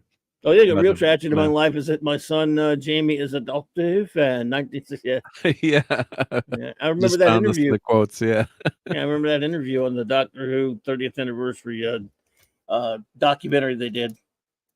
Yep. And then he says he here, was saying that tongue in cheek, by the way. It was tongue in cheek, yeah. I always used to think that their puppet shows were terrible. I didn't see much on screen, but the faults, I couldn't get a puppet to pick something up or to walk. Their mouths were like letterboxes flapping open and shut. But I got to the point where I thought I'd stop running down these pictures. Everyone in the world except me seems to like them. Oh, and hail to RRT and Zed. I want to say thank you. Thank you for joining us. Great guy. Brian. Thank you. Oh, it says hail. Yep, catching up. When I wanted to talk to Steve while he was talking. Yep. The name they called Brian. Hey, the Padawan wannabe. Yeah. The Padawannabe. I mean, that is. Sorry. Padawannabe. Yep. And this was a great comment here. I started, but Stephen Mack, his mom queued for nearly 3 hours in the snow one year, so you get an at for Christmas. No, that's a super duper mom. That's a super cool mom there, mom. Good That's momming. awesome. Some Yeah, good yeah. mom in there, Steve. Yeah, for sure. Yeah, yeah. Yeah, yeah. Padawan, let's see. What is the geekery about this evening? Same as every time. Just geekery. Geekery. Food. Not and much, but just geekery. some Fallout a little bit in a little bit. And we're talking Jerry Anderson for his birthday today. All out helter. Yep, yep. Let's see. First puppet program, The Adventures of Twizzle. I was shattered when I learned the programs had to be made with puppets, as I had illusions of making great pictures like Ben-Hur. But there was no money and an offer on the table. We had to take it. Yep. I've always been interested in the idea of space exploration. When I was younger, it was just a dream. But the theory of rockets being able to travel through space was very much alive. I found it exciting. Yep. So look who's here. Who's here? Who's here? Sentai Ranger Donnie, Don Ranger Power. He changed his name up on us. Yes, he did. He's trying to trick us. Yep. We know who you are. We know who you are, boy. You ain't hiding from us. You can't hide. Yeah, you cannot hide. Sentai Yep. Ranger Donnie. What's up, Donnie? Our buddy. Megazord. Megazord. Yep. You know why I know what a Megazord is? Because that was what back in the early 90s, my kids loved Power Rangers, and I remember one year that was what they wanted for Christmas. Some kind of Megazord thing. Yeah. And I had to find it. Had to find it, right? Yep, yep. Had to get it. Yeah, yeah. So let's see. We got some Jerry Anderson quotes here. Let's go back to we'll finish up on his amazing work. Let's see. Known for, let's see, where's his list of writer here? Done a lot of work, so a lot of great stuff. Very prolific. Yep. So Terrorhawks we mentioned. Yep. Space Police. Space Precinct. Then of course I tried to watch that. I don't know if you did, but I didn't watch that. I'm gonna go back and try to watch the things I missed. Yep. I don't know, man. I don't know. It was 90s. It was just like a dumb cop show with a sort of, I guess, in space a little bit, but yeah. Yep. And then of course Thunderbirds Are Go was the Amazon series, which 2015 is 7 to 8 episodes, and that's CGI. It's not puppets. But some of the my kids liked it, so some of the stuff was good. But that was it's not the same with the animation, but same great characters. And I guess it did pretty well. And I guess then we've got what's this Thunderbirds? Oh, that's the 2015. BRB Dick Spanner, PI. Was that his last series? Let's see. BRB Emergency. Sorry. Oh, yep. Sure thing. Yep. So Colby will be right back, but yep. So Dick Spanner looks like his last TV show. Yep. But yeah, just love all that. The world of Jerry Anderson was just amazing. So I want to talk about him for his birthday. And let's do till Clobby gets back. Let's do some of enabling, and we'll just want to show you the Jerry Anderson store here. Let's see, Jerry Anderson, great stuff there. So Anderson, I've ordered a few things. I don't know if they had anything. I'm guessing they had some specials today. Of course, I'd love to get that.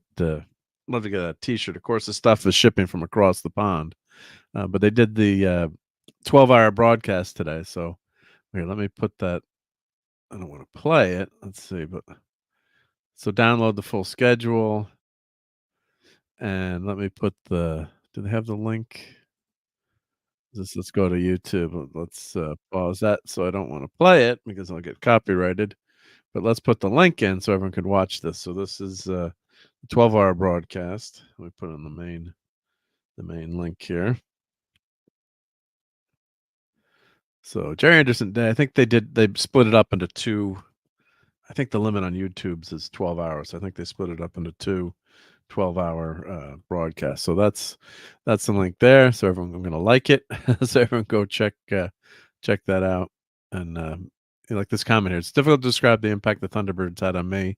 It still does. I regret not going much into conventions while Jerry was alive. telling him what he meant to me. I became an aeronautical engineer because of him, and I've just retired. I still love to watch Thunderbirds. R.I.P. Jerry.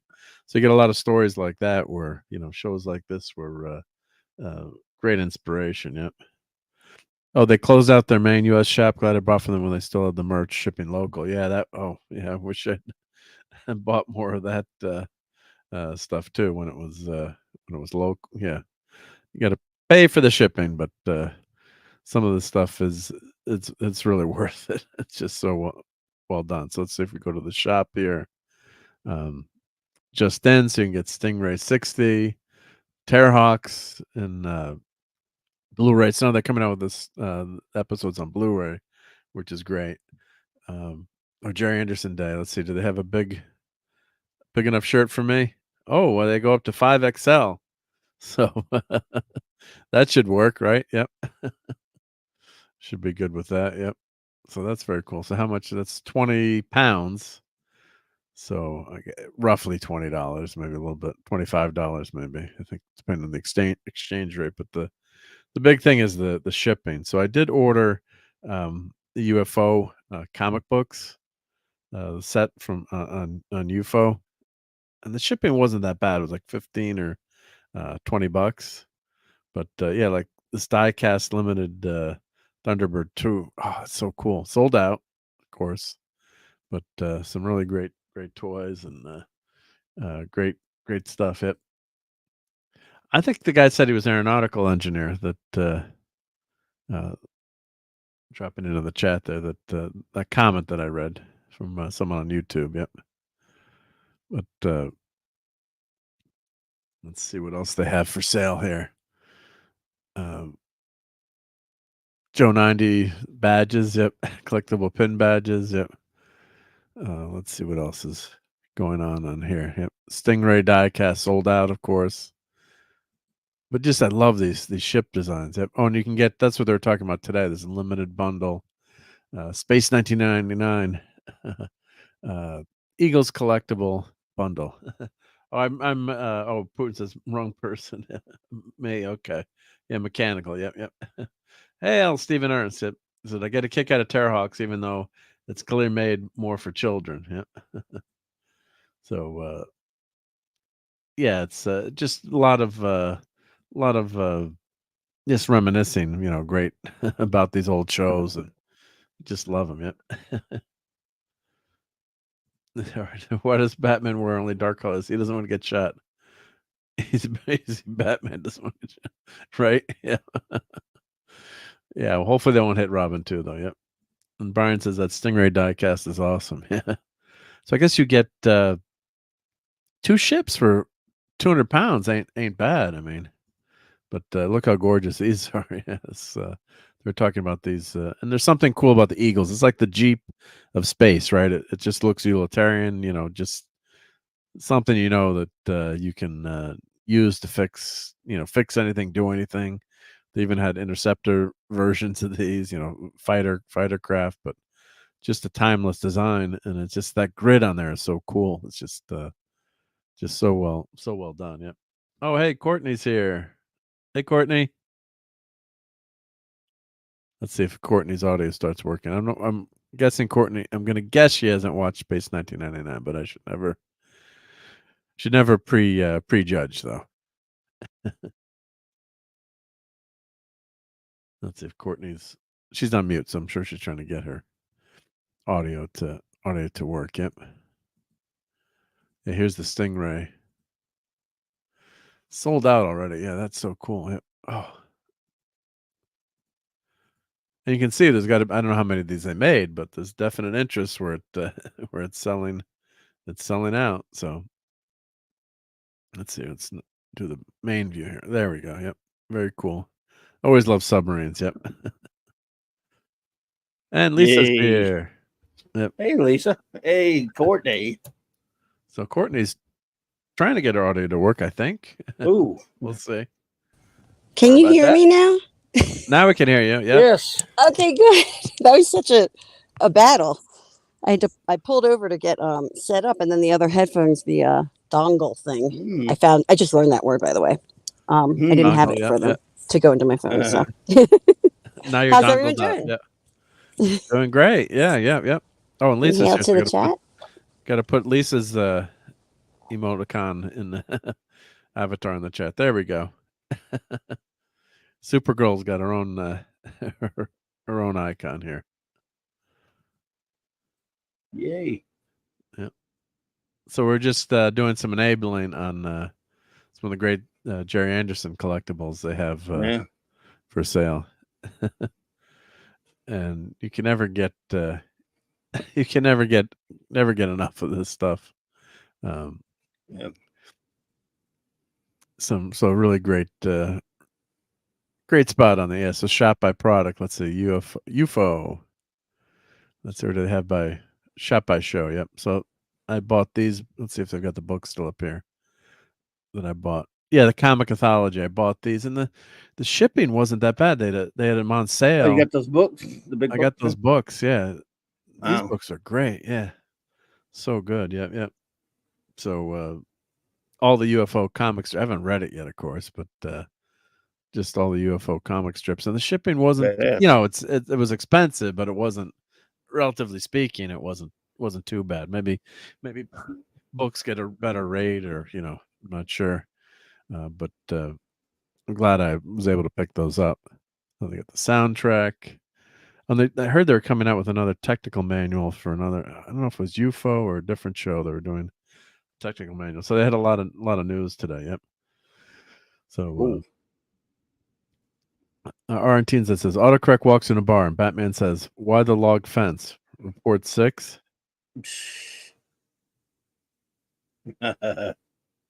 I don't get it, but Cloud Times will tell me in the private chat. What? I don't get that one, but I'm slow tonight, I guess, maybe. Oh. I don't get the joke, but I'll get it eventually, probably. Why the long? I guess it means the autocorrect. Long face. Long. Oh, okay. There we go. Yep. Let's see. One of those nights. One of those nights. Yep. Let's see here. And let's see. So who was watching?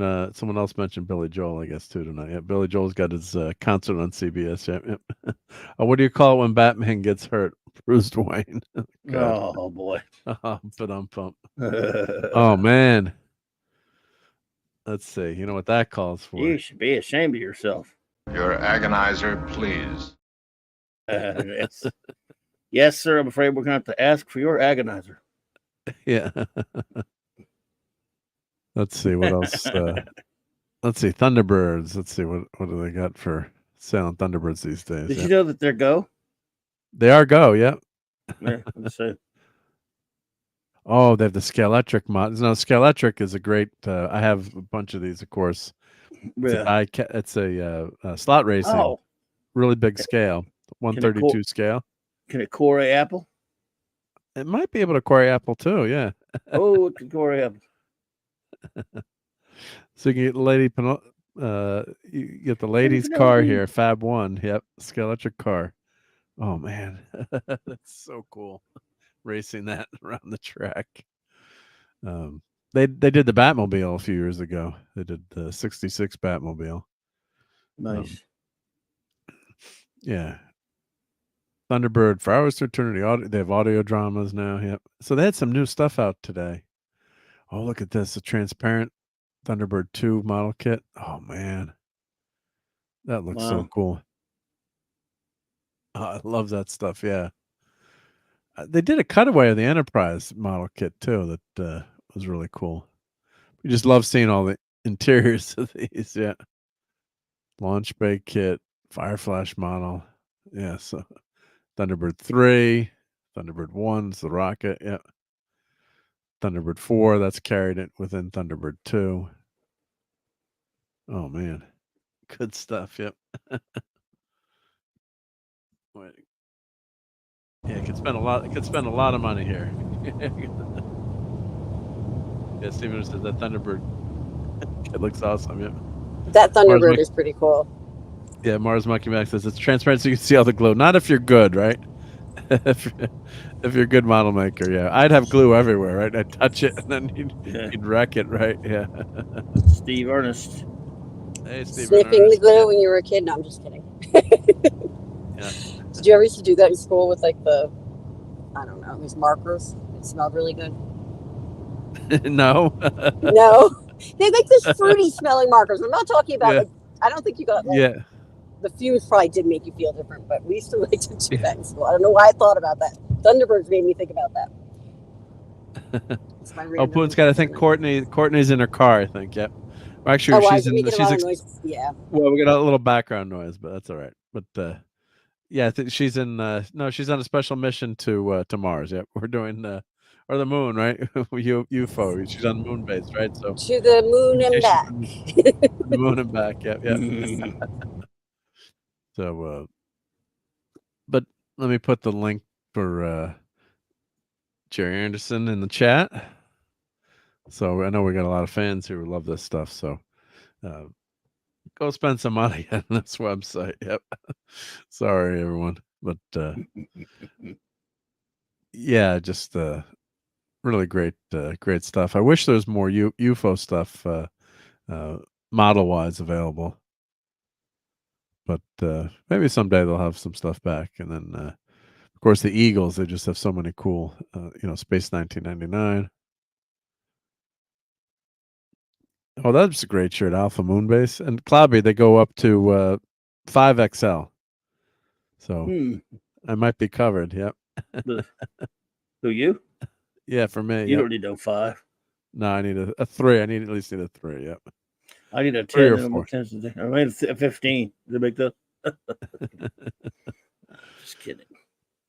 This is cool. So yeah, far. models. Oh, sold out. Yep.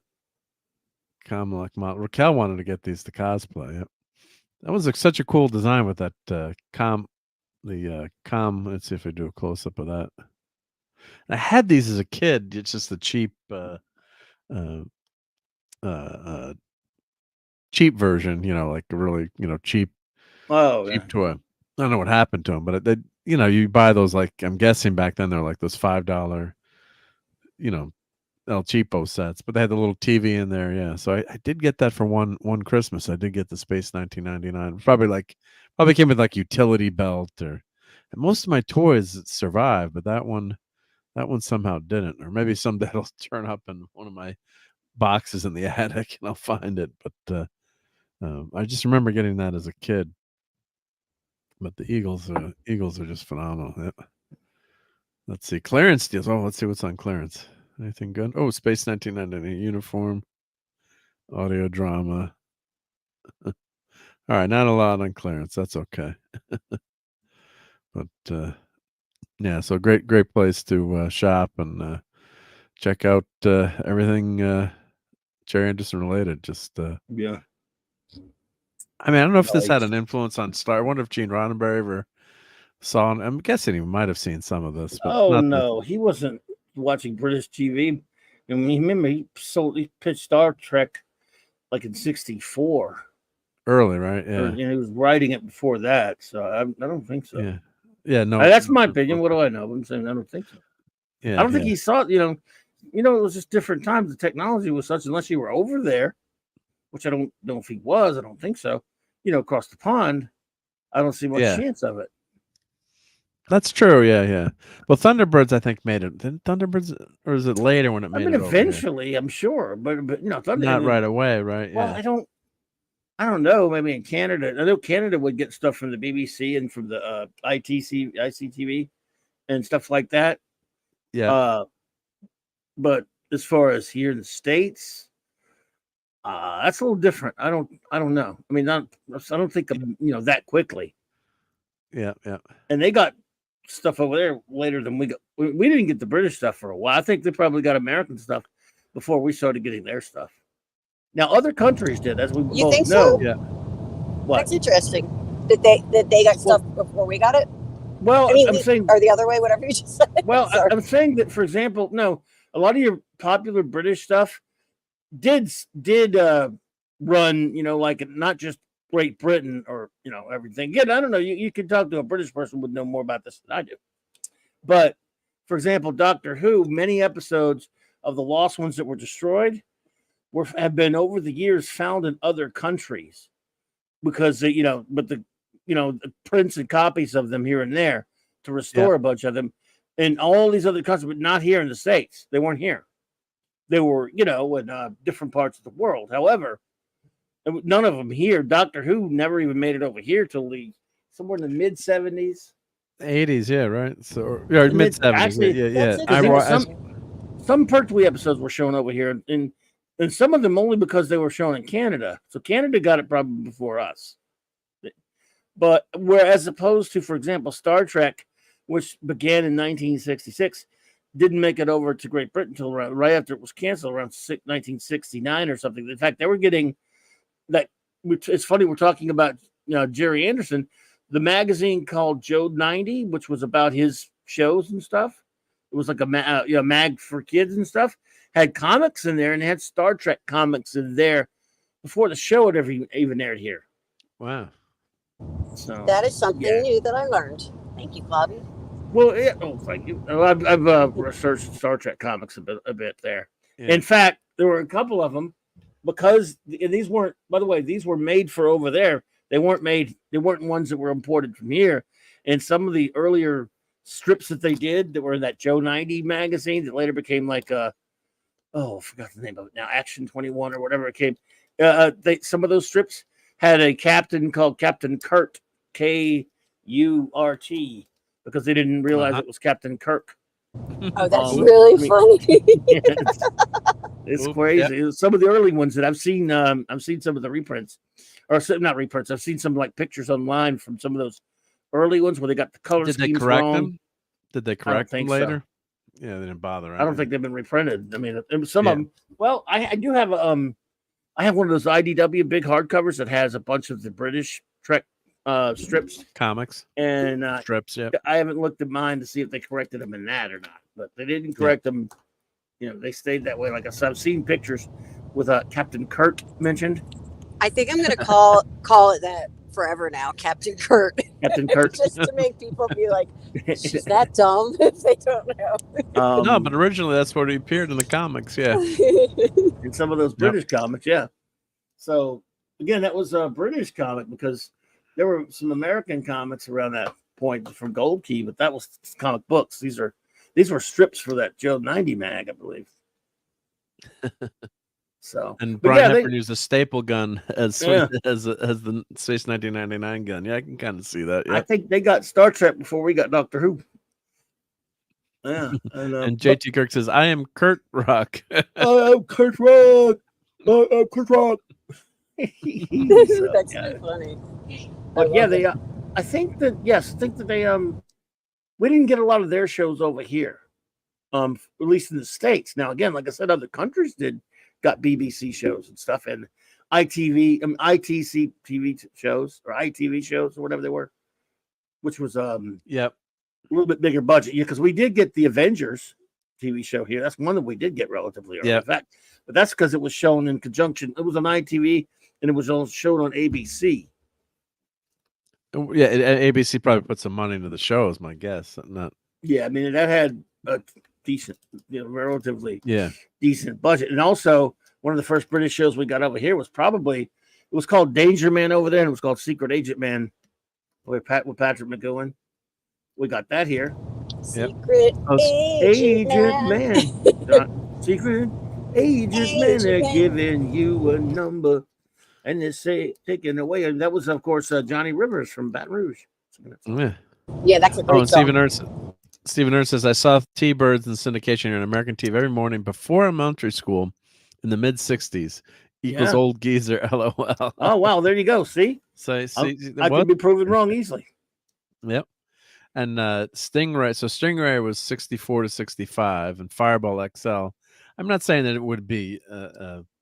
influence Roddenberry, but I'm just wondering when he saw those shows, or maybe in the back of your mind, some of none of it is really similar to Star Trek, other than the great set design, I think, and some of the physics that work. Yeah, right. But Thunderbirds that was an ITV show, wasn't it? It wasn't a BBC show. I'm talking about BBC, but I think Thunderbirds was ITV or something. Let me see. I'll have to check. Let's see. Yep. Check. What network did it run on? Oh, and E. Clay says Doctor Who didn't get good until Tom Baker anyway, and he's laughing.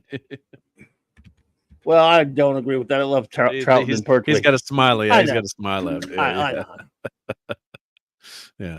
But for most people, that's how I got introduced to Doctor Who. It was Tom Baker on PBS Channel 13 in New York City. And what do you mean there's going to be a new actor? You can't do that.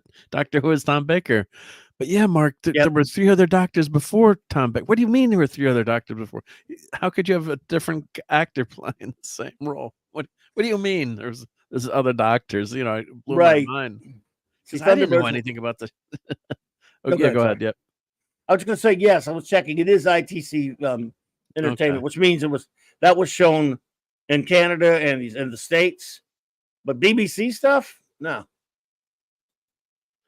No, yeah. So my friend blew me away because you didn't really know. I mean, yeah, you could get fanzines and stuff, and then you started to learn. But like, what's this Doctor Who? You know, unless you read Starlog or could get Starlog, but even as a kid, you couldn't easily buy magazines sometimes. I mean, you know, especially was Starlog in the supermarkets, or where would you buy Starlog? It was in Walden's. It was in Walden Books. I mean, yeah, I don't think it was. I don't think that I recall.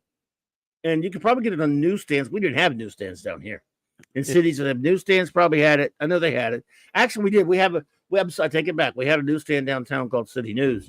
You could probably get it there. I didn't know. I used to go get it at the mall at Walden's Books or B. Dalton's Books.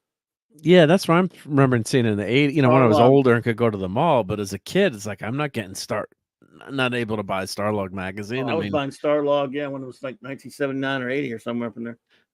Because you know they wouldn't, you know, like I couldn't, you know, if you're in the suburbs, you know, we did have a newsstand, I think, where I used to go to buy comics, but then I had to be old enough to get on the train and ride the train for like 5 or 10 minutes and get off and then go to the newsstand. So you're not doing that as like an 8 or 9 or 10-year-old kid. My family let me do anything, right? Wow. Hey, Larry, what's up, dude? Larry says it was drugstores and newsstands and grocery stores. Well, not here anyway, because the only place you could ever get it around here, I think, the City Newsstand downtown, which was it was called City News. It wasn't a newsstand. I think they had it because a buddy of mine said he could get it there sometimes. But in where I live, of course, this is the South. This is very primitive, especially back then. You had to go to Walden's or B. Dalton's. We had 2 different malls at that point. I remember those stores. You remember? Yeah, I'd go like clockwork every month to Walden's to get my copy of Starlog. But all the comics, like I remember, I mean, not those, but like the comics I remember buying, they were always at the local pharmacy too, like the I can believe it. Yeah, I remember getting it at the bookstores. We walked right around the corner. It was perfect. Wes Cagle candy had there. Get your comics. Wes Cagle had the subscription. Cool. Yeah, it's nice to have a subscription. Yeah. Now our 7-Eleven didn't have any. We have a spinner rack for comics. It's our 7-Elevens. Yeah, drugstores, newsstands. I don't remember seeing it in the grocery store, but I just remember seeing it in the malls later, like the Walden's Books or Barnes and Noble. Oh, yeah. Did you guys have 5 and dime stores?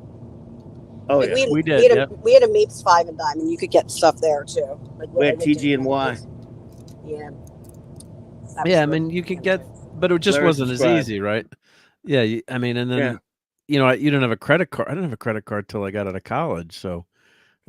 Right. I don't even think. You had to send a check or a money order for a subscription. Yeah. I don't even have a check-in. If you don't have a check-in account, you know. Well, couldn't find it in Piggly Wiggly. Piggly Wiggly. They still have Piggly Wiggly down here, Eagle. I don't know about you. We still have them. Well, I always wanted to go to one of those. They're always out in the sticks, though. Because we pass one every time when we go out. There's this car auction we pick up cars at sometimes, and we go up to it out in the sticks, huh? We have all the A&Ws still. A&Ws? You still have those? Yeah. Do you remember A&Ws? Yeah. Yeah. Sorry, my headphone fell out. We've got them still, and we have the Sonics with the drive up. We have Sonic. We have plenty of Sonics. Yeah. What about Roy Rogers? Any more of those? No, and Roy Rogers, when I was like in middle school, actually like late elementary school, when I was really into skateboarding, when I first started like really being into skateboarding, we used to skateboard at the Roy Rogers parking lot. That is like Road such Ride. a memory of mine. Wow, I remember that. It's really funny. You get like the biscuit and the fried chicken. It's delicious. Oh yeah, Brian Hepburn used to hit Walden books for the Star Trek novels. Absolutely. Well, there were so many Subscribe. Star Trek novels coming out back then, right? Well, That not was great. not compared to today, but they came on fairly regularly, and that was when you were starving for Star Trek. You know, Yeah. they were starting to do some more comics, but if you wanted to read a good Star Trek story, you know, that was kind of it, unless you waited for the movies. Star Trek novels. And we have Steak and Donnie. Shake, we still have a Steak and Shake, Putin Scott. Go ahead, sir. I don't know what those are. No, We Donnie. have a Steak and Shake too. They're still around. Change We the figured it YouTube. was you, Donnie. Yep, you said you changed your YouTube name from Don Ranger Power to Sentinine Yeah, Ranger We Donnie. got you. I knew you from. I knew it was you, bud. Yep. Still Donnie. Still Donnie. Yeah, we have a Don- steak. Don was- We have a Steak and Shake. Go ahead, sir. I don't know what those are. Yep. Never. It's Oh, steak they're yummy. burgers. Steak burgers. It's steak burgers, Yep. and it's okay. I remember for the longest time when everybody was taking credit cards, they wouldn't do it. They would only take cash. Remember, until they had to get into the game in the 90s. I remember they were always open late for us. Yeah. Yes. That was like the big thing. That was. We have one near here. Yeah, there's one in Colorado Springs too. I haven't gone to it, but I've driven by it. Yeah. I actually don't know if it's open now that They're I not think there. about it, because I don't know if that I've ever seen it open. I've always driven by late at night, so it's not a late night thing anymore. I'm sure we still have one of them, not about an hour or so away from mine, but yeah. They used to have a lot of them in Chicago area. I remember being in Chicago and Oh, yeah. like everywhere. So you didn't have Steak and Shake up there, Mark, huh? No, I don't have that. No, don't. Well, now there's so many fancy places. I mean, like Yeah. Five Guys, people love that. So, I mean, Yeah. So yeah, I mean, there's a lot of places that are just like regional and yeah, not all over the country. Yep. We have something called Shake Shack, but I think is that national now? Shake we Shack. have, yeah, they have one in New Orleans. Now they have one here. Yeah. I went there once. It was kind of pricey and not that super great. What about Jack in the Box? Oh yeah, we got those all over here. We don't Are have they? those. Who We do used to have you- a few of them. Oh yeah, Like all because I gone. remember them from New England. Oh yeah, they're big down from when I here. lived in New England. So like when I was up there, that's where I knew of them. I don't think they had them in Philly at the time. I don't know if they do now or not, but yeah, 24 being hours. in. Yep. See, we used to always just go to Denny's. Like that was where the nerds hung out. We don't Like you have would that go there anymore. late night, and we would drink coffee and smoke well, you know. I don't know if we have We a were back Denny's kids, anymore. but I don't know if we have a Yeah. Denny's anymore. everyone hung out at Denny's. I'm telling you, it was like the place to be on the weekends. We got Jack, plenty of Jake. Well, I almost said my name for it. I mean, Jack in the Box. Oh, I have a. You're monetized. You don't hear my name for it. Yeah. But you can imagine. But yeah. Places to eat. There you go. Whataburger we love. They only have a few of those down here. Oh, we've got Whataburger here. Okay. We've got In-N-Out Cool. Burger. don't Now have we've got that. 2 of those, which I Oh, love. In-N-Out Burger. Nice. They're actually really cheap. It's cheaper than like if you went to a McDonald's, and it's Right. way better quality. Who knows? I mean, it's all processed crap anyway. But Yeah. still, McDonald's is expensive. they are. And you can go to In-N-Out Burger, and I don't get like the double burger, but you can get like a single cheeseburger with French fries and a milkshake, and it's $8. I'm hungry. Like at McDonald's, it would not be that. Well, it would be a single cheeseburger at McDonald's would not be like a cheeseburger there. You know what I mean? It would be way different. So it's a pretty good Boots amount of food. Boots Cat won't go to Jack in the Box. I like the breakfast there actually. Yeah, we don't have. We just have Wendy's here. We've got Shake Shack. And we've got a local place called Burger Shakes and Fries, but that's like like 4 or 5 of them. That's really good. Yum. But then, You're of course, you making go me to a hungry. diner, like depending on your local diner, right? I mean, if you got a good chef or cook at the diner, right? Sometimes you can get some great late night burgers too. Oh yeah, we went to diners a lot. Well, Denny's was a diner, but the one diner that I used to go to like on the weekends with my family is in like, why can't I think of the movie right now? The movie with Bradley Cooper and Jennifer Lawrence, where he's like Oh, You know, he's got mental. He's got yeah, health with De mental Niro in it. I can't think of the name of it Yeah. right now. Yeah. Takes I place know it. That was outside a of good Philly. movie. Yeah, so Manila Diner, where she like freaks out in front of him. I used to go there with my grandma all the time for like Saturday morning, and you could get Some of the anything chat at will a remember the diner. movie for us. Yeah, But yeah, someone I will can't get it. remember the name of it right now. Silver Lining Playbook. Yeah, it's such a good movie. Playbook. Yeah. No, That's that like was right in good. my area, Upper Darby kind of area. Playlist. Yeah. Oh, we have Taco Bell. Playlist. We have Taco Bell in our area. Who doesn't? Yep. So See, I will not ever eat Taco Bell anymore because in Colorado we have a lot of really good Mexican places. So you could get like true to be like taco stands up here. It's just a big But there's thing. something great about going to that drive-thru for $5 and getting a lot of food these days. You know, they got a new place called Small It was like Sliders. 49 cents, 69 cents, and 89 cents at Taco Bell. Like you could get like the menu was so cheap when I was a kid. You got a Small Sliders near you? Place called Small Sliders. We're getting those around here. Ooh, I like places. sliders. They're good. Sliders. Good stuff. Yeah. Yeah, I got to throw in with Putin on that one. I go to Taco Bell, I'm going to get sick. I don't like it, but I'm going to be in trouble. You'll be in trouble. Yeah. I know. I had Taco Bell last week. It was pretty damn good. Yep. Yeah, Nice I like burrito it, at the spot. Yeah. But man, I'm in trouble. I'm probably going to be in trouble. Man. Oh boy. You know what though? It all depends on the area you're in. Like if you're in a nicer area, you're gonna get better quality. You know what I mean? The people that work there and stuff like that. Some of the Taco Picasso Bells. set it up. Good night, Picasso. Good night, Picasso. And I'm giving. And we're going to talk some Fallout now, but I give it a thumbs up. I don't know if you've watched Fallout, but I've enjoyed it so far. I've made it. Speaking of Fallout, though, I have to fall out because I'm going to lose you very soon. I just wanted to pop in and say hello to everybody because I'm still driving. I'm about to go through an area Drive safe. where it's going to be travel spotty. a lot. You're always traveling on Sunday. I'm coming back from the mountains. Yeah, I bring my dog up to see my ex-husband who's sick. Okay. So. I got you. Yeah, I always am. They had a doggy. Well, be careful there, dear. Be careful. All right, thank you so much, and everyone have a great night. Much love. All right, bye. Good. Take care, Courtney. Be good. Thank you, Courtney. Yep, Courtney was no, she was in a spaceship on her way to the moon. No. Yep. Yeah. Well, I've never played Fallout, watched it, or anything, so you're on your own. But I'm here for support. Yep. All right, so we'll do a little Fallout. I do the all-out Helter. I'm sorry, another Watchmen reference. You know how that they cut off the F, and from a Fallout Shelter they cut off the Fallout F. Shelter, And that old Watchman sign. Oh, that's right. Yeah. Someone scratched them up. All out Helter. Yeah. Well, that's very apropos for this series, and of course, unfortunately, we had as I was watching this, you had the news of the Iranian attack on Israel. And of course, we don't do politics here, but that was in the back of my mind as I started watching Fallout. Like, God forbid, you never know what can happen in the world, right? It's not always a safe place these days. But yeah, it was in the back of my mind as I was watching that. So, if you played the classic Fallout game, of course, the first game was Wasteland. And of course, with rights issues and things, I think Wasteland was Interplay 88. So I'm 2 years out of high school. I remember playing this game. Very primitive game, of course, by today's standards, but it's a post-apocalyptic America destroyed by nuclear weapons generations before. So it was on Apple II, Commodore 64, and MS-DOS.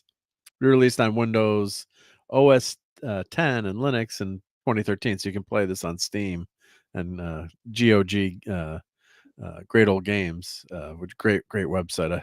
I was looking at that. I have so many games I bought through there, and you could play them again. These classic games. So Wasteland, just an example. Here's there's some of the graphics that you're dealing with. It's basically a role playing system. It's quote unquote Dungeons and Dragons, and you're going through. It's an open world, and you really get into the game. And of course, back then that was, cool. That was cool graphics. And it one of the first games featuring a persistent world, kind of like, was a game I used to play all the time. Was it Starfield or, I'm trying to remember the Starship, it was a Starship game. Starflight was a great persistent game world. And I think I've talked about that on the show before. And, so I think this game they were going to, used this game and it was basically the predecessor for Fallout, but I think it was a rights issue, which always things get messed up. But then they made sequels to this game, and then there's a new updated version you can actually play if you read it. So, and a lot of these games are on sale right now. So, the remaster. So they remastered it for Xbox One. So it was released in 2020. So they redid the graphics and sound and 3D models, so you can play the old one still, but you can also play on Xbox or Steam. So it's pretty cool to be able to play these old games that it brings you. And sometimes they're like $5 or $3, or they're not too expensive, or $10. So it's just a lot of fun. So those creators set the groundwork for Fallout. And so here's the tagline here. In a future post-apocalyptic Los Angeles brought about by nuclear decimation, citizens must live in underground bunkers to protect themselves from radiation, mutants, and bandits. So, so it's basically opens. Are we going to spoil it? No, I'm going to do no spoilers, just anything that's in the trailer. Very minor, if you haven't watched the trailer, I guess, but just the setup of the show and how I liked it. I'm not going to spoil it because it just came out. So Eclair, don't worry, I'm not going to. What episode or? I've watched 4 episodes, so I think there's 8. They dropped it all at once or something for me. They dropped it all at once, yeah. Oh, gotcha. Okay. Yeah. So, but some of the episodes were like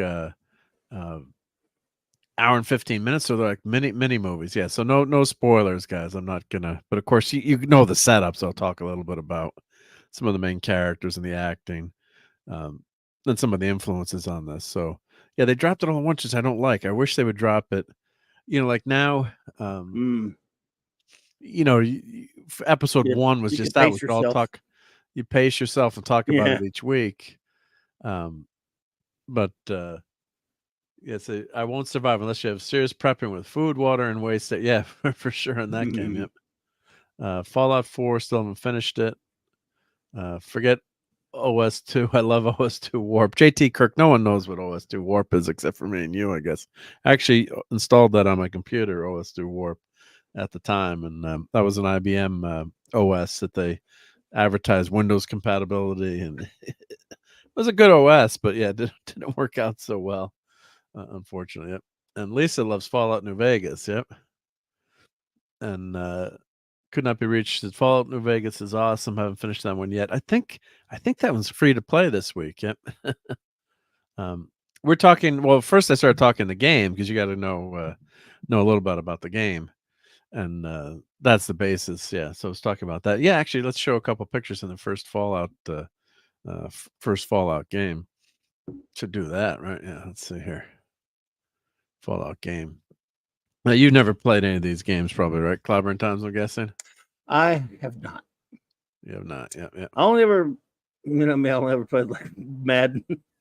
Yeah. No, and Batman, some of the Batman, a couple of the Batman Arkham games, and maybe some older games way back when. But yeah, never played that one. Yes, I think there's been. Well, I think there's been like 7 Fallout games or 8 Fallout games. Let's go to the wiki. So very, very popular, series. Let's check. I think so. They've had, this is the first Fallout. Like I said, that was 1997. I love the graphic design here. This helmet. I mean, it's just the knights. I mean, just so cool. Let's see. They got the list of all the games at the bottom. Sorry for the fast scrolling. Let's see here, but the first game got all kinds of awards. Computer Gaming World. That was, I love that magazine. Oh, so good. It survived the video game crash of '83. Sold to Ziff Davis. So I used to read that. I couldn't wait to get that in the mail. Yep. Hey Wade, how's it going? Yep. Hey Wade. So let's see here. How many games? Series. Let's see. I thought they had a list of. Oh, here we go. Fallout series. That's what I should have clicked on. Okay, so here we go. At the end here, I remember I was reading about this last few days, or just brushing up on my Fallout knowledge. So Fallout 1997 Interplay, Fallout 2 1998 was Black Isle Studios, and that studio was folded. Now Fallout 3 Bethesda, so that's 2008. In 2015 we've got Fallout 4, and of course I think this TV show is going to do pretty well. So they're announcing a Fallout 5. So and then you had some games in between too. So you had a tactical game in 2001, the Brotherhood of Steel. Let's see here, Fallout New Vegas. That's the action role playing game. Yep, Lisa's been playing that. Sounds like Fallout Shelter, Fallout Pinball. You gotta have a pinball game, right? And of course Fallout 76. So quite, you can just see how many games how many games are available for Fallout. So and there's the release timeline. So Fallout 2, New Vegas, you got Fallout 4 and Fallout 76. So I think Fallout 76 is free to play right now. Don't quote me, but it could be Fallout. Mars Market says Fallout the bed. Yep. So I guess this TV series, there's been a lot of conjecture, like maybe this show got rid of Fallout New Vegas, but or retconned it, or did change some of the timeline. But the creators, tweeted out and said no, it doesn't. And so I think the show is set. I'll show an article after this, but I think the show is set after all the games. That's my basic understanding. So the premise is, and it's not giving anything away. There's a nuclear war. It opens at with a cowboy working a birthday party, and he's apparently like a famous cowboy. And they're like, why is he working this working this party? And someone says alimony, right? So unfortunately, he's got to work birthday parties, and of course, there's no surprise, and the shit hits the fan, and nuclear war happens. Wipes out most of the earth, and you've got this post-apocalyptic future, and of course you've got your vault dweller. So that's our main character, main protagonist that you're following throughout the show. Let's go. And what's the actress's name? Let's see here. I think I have. Let's go back to the cast here. So it's Ella Purnell. She's done I've only seen 4 episodes so far. I've gotten halfway through, and she's done a really nice job, I think. Walter Goggins, Aaron Moulton. Let's see. Do they have? Here we go. So Lucy McLean, she's in it. Norm McLean, that's her brother. Moses Arias. Lucy McLean. Yeah, Lucy McLean. Yep. Wow. Yeah, and her brother Jack. Jack, right? Yep. Their father John's in there somewhere. Yeah. Okay, cool. Yep. He saves the planet. Yeah. Well, I mean, did they number that on purpose? I don't know. I do not know. Yep. But I think it's spelled differently though. Doesn't McLean and Die Hard, doesn't he? I think he spells his name. No, he may not have the A, but I'm not sure. Yeah.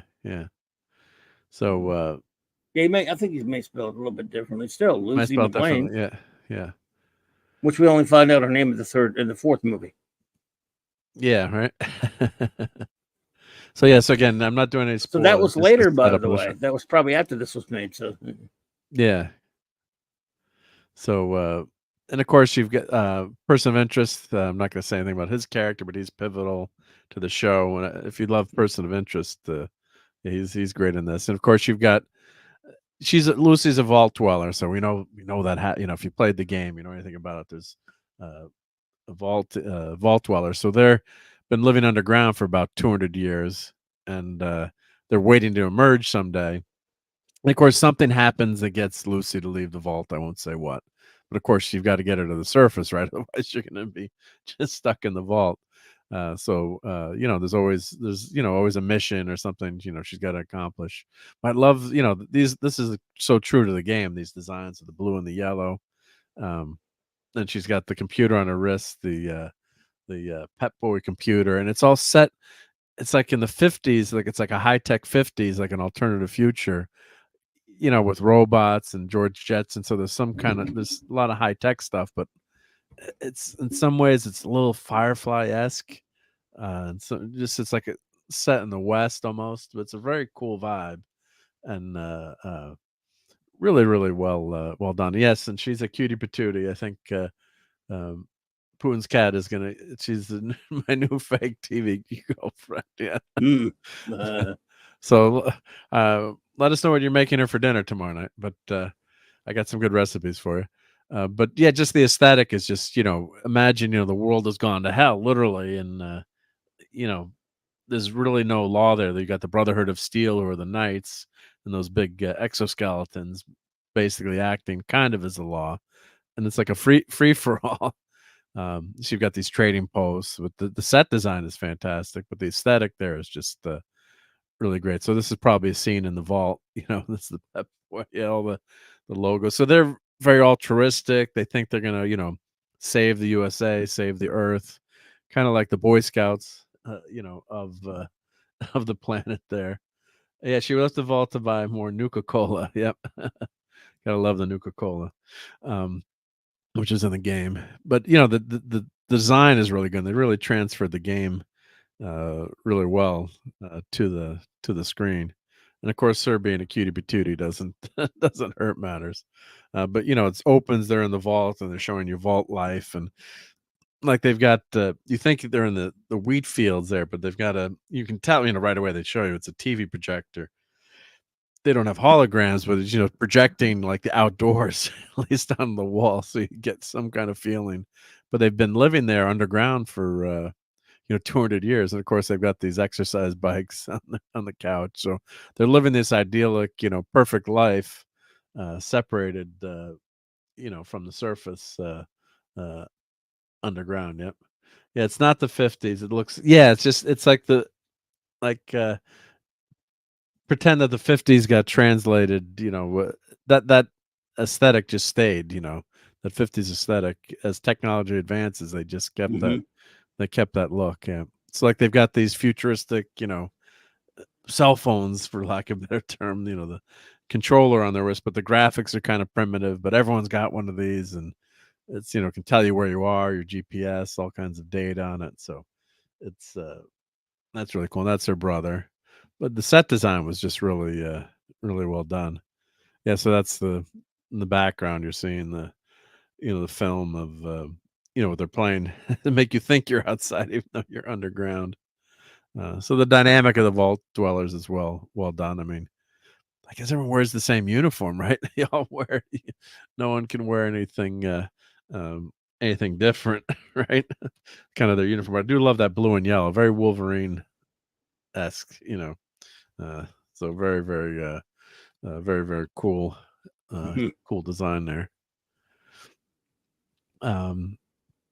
He plays a big part of the series. I'm not going to say if he's a good guy or bad guy, but usually if you're missing a nose, usually doesn't mean you're good. So in this world, this is in the game too. There's mutants and crazy creatures and ghouls, and people have been irradiated. So there's some crazy stuff going on. Yeah, just imagine. Yeah. So, and then these are the Brotherhood of Steel. They're being trained to be squires for the big knights, the armored, walking Iron Men, for back of a letter. There we go. So that's the armored combat suit. Now, I'm not gonna do any spoilers. So, but there are a couple of things I didn't like about one of the first initial contacts in this. We'll talk about it later down the road. But the knight in here, I don't know, it's just questionable behavior. But so they're setting up. In the beginning, you get a setup for the Brotherhood of Steel and the Knights and the Vault Dwellers and people on the surface. You get a setup of everything. Yep. So, but Oh, see the actor who played Ben on Lost. I'm not sure. I don't remember that. Yep. Someone could check for us. Yep. Yep. Moses Arias looks amazing. Yep. It's Red Skull. Yeah. Yeah. If you don't have a nose, right? It's it's got to be Red Skull, right? Yeah. This looks. I think this is a live action shot. This is a live action shot. Yeah, she looks like a painting. Yep. She's very pretty. Yep. AI. She's cute. Yeah. She's cute. Yep. So of course she's got to go on her quest, right? So she's got a quest to fulfill, and she's got her. Of course, you always got your Pip Boy. That's what that's called, your Pip Boy on your arm. Yep. And then, of course, there's the Brotherhood of Steel, and just really cool design. I was watching a video today about the design of the helmet, and they changed the video game to match the helmet. So this power armor, this kind of stuff has been around forever, but it's a great concept. And like Starship Troopers, had that power armor that didn't make the movie because they didn't have the money to do it, which always pissed me off. But you've got a great storyline. You're following one of the squires and his friends, they call them knights, so they've got to help the these power armored knights, and really powerful. As you can imagine, the armor is extremely powerful. Yeah. I'm just gonna flip through, and there's really no spoilers in these, so they're just showing you. I think a lot of these things were in the trailer. They're learning too, like in the vault. They've got schoolrooms and classes, and here's your equivalent resistance. Yep, that's the correct formula. And so it's they're living this perfect world, and of course they're shut off from what a disaster civilization is. So it's I guess we've had a lot of these shows lately. Post-apocalyptic futures that aren't so good, but so far I've been enjoying it. I don't know. Would you give this a shot, Clobbering Times, or you would avoid I don't know. this? Or I don't feel like I'm avoiding it or even giving it a shot. It's like, it's something that I watch so much stuff that I have to watch for the show, and then there's a few things that I just want to. I don't know. I just kind of want to get it. I don't like to watch. I don't like to branch out and watch anything new that much because I don't like the new aesthetic. I don't see anything wrong with it or anything like that. But right now, I kind of just rather watch. Voyager? No, I have to. I have to watch that. that was my bad joke. That's why I have to watch that. I have to watch, of course, Black 7. That's something I love. So yeah, I don't mind reviewing that again. I'd be watching that anyway, popping that anyway. Code Chat, it's cool to go see that again. It's not work, but it's still I have to watch. I have to watch it. Yeah, we got to watch it. Yeah. Like I got to watch the movie for Toxic Tuesday. I think it's delivering something. Dude, you got to watch. That's right. You got to. And I got to clip it. Committed to doing that. So I don't know. It's nothing. I just don't. I don't know. I don't know. It's just some stuff I'm not disinterested. I think it looks pretty cool. Yeah. But I don't know. I'm just weird. What was it? I don't like trying new stuff that often. I got to admit. It's on Amazon. It's Amazon Prime. Yep. Amazon Prime. I don't know. I just I've been enjoying going back and watching Babylon 5 for the 20th time right now.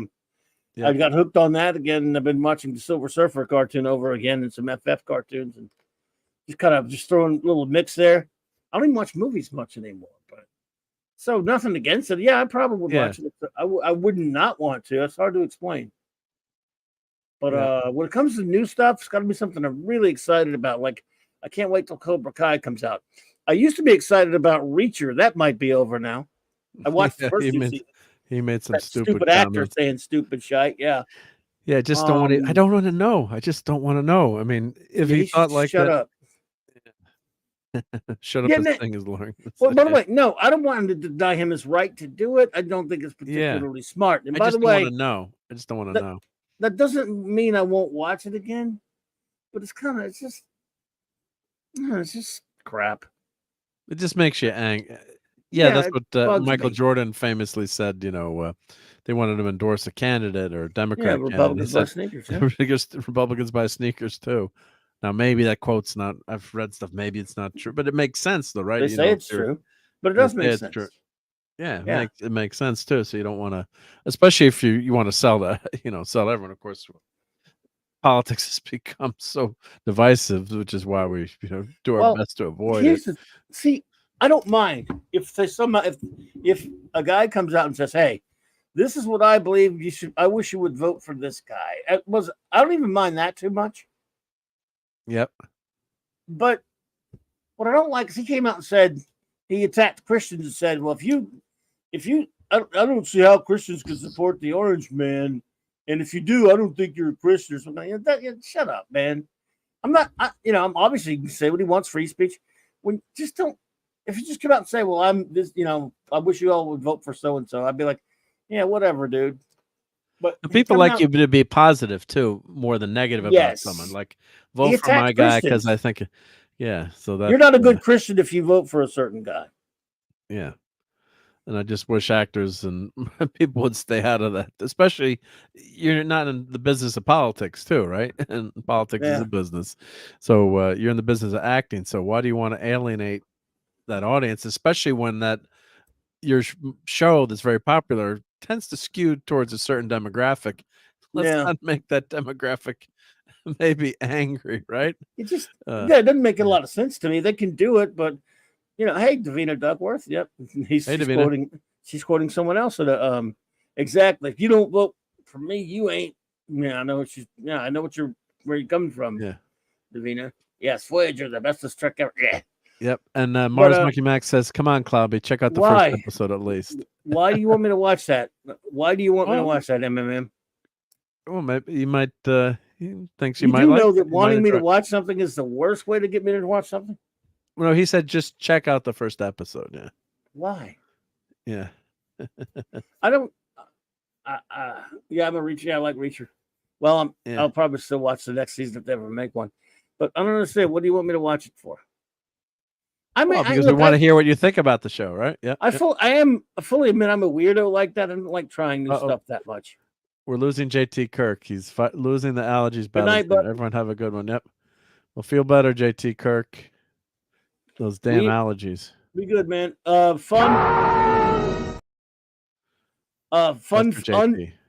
unfun fact about Clobby, folks. Confession time about Clobby. I got to admit, I have a tough time trying new things. I do it sometimes, but I just kind of like to stick with the stuff I know. And sometimes, that makes me whatever it makes me. I just don't really like the modern aesthetic to film and movies. So, yeah, I mean, I have nothing against it, but I never played the game. I have no frame of reference to get excited about it. Yeah, I played the game. Yeah, I played the game. So. He's the Red Skull. Yeah. Red Skull, yeah. Because I don't want to be forced to watch it alone. There we go. That's a good answer. Yep. And Ecla, yeah, that's exactly how I think. Yeah, like when I don't want to be forced to watch. Who's forcing you? I'll consider it, just for you. Yeah. MMM. I made him watch because I made him watch it. Yeah. Because I like when actors. Yeah, I did. Yeah, I said he had to watch. I didn't know you made him watch it. And that and Stargirl too. Tell him, look, our dear departed friend who tried to talk me into something. Hey, RobAltis. Hey, Rob. Yeah, and there's another show that you've been trying to get me to watch. Yeah, I was joking about Stargirl. Yep. Yeah, I don't want to. But I say, like Eclat, I like it when actors stay quiet. I want to see the man behind the curtains. Exactly. I mean, certain messages. I guess this is a making of picture, obviously. Yeah. Yeah. I love that jumpsuit. I love that costume. It's just so cool. Oh yeah. Yeah. How many episodes are there? There's 8 episodes, but most of the episodes have been like an hour and 15 minutes. So it's like some of them they're like many movies. I mean, they're quite it's not like a 20 minutes. So even though you're getting 8, and we always make fun of the episodes today, we get 6 episodes or 8 episodes. How did he get his nose back? Oh my god. I don't know. He got it back. By the way, another thing that's a key. You have actually more legitimate grounds for Stargirl because it's based on a comic, but it's CW. So, and I don't care. But again, you don't have to make a case. Yeah. I'm saying that, right? No, yeah, but I hear you. But you have more because it's based on a comic here. Here's the thing, though. I don't like dystopian future stuff. I don't like apocalyptic ways, like that kind of thing. Just is a big turn off for me. And yeah, you might say, and again, I'll give you some hypocrisy because I love Planet of the Apes, but still, right, real ones. That's a little different. It's a little different. But that's a little bit different. There's a gimmick to that. That's a great, concept. Setup. It's dystopian, but not. Doesn't look dystopian. Well, it's just looking like it looks like it's just right. Like people would have lived, Oh, there's exceptions to everything. I love it. Yeah. I love Escape from New York. It's one of my favorite movies. But for the most part, that's because it's a great character, Snake Plissken. I do not like dystopian future stuff. I mean, I'm not saying that there aren't movies I like that probably have that in it. I guess there could be, but I'm not really into it too much. I got to admit.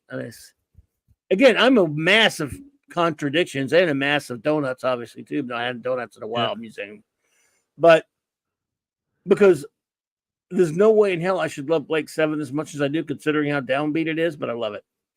So I'm weird that way, but for the most part, I do like the more optimistic things. Mad Max. I never was into, Rob. Never was into. I didn't. I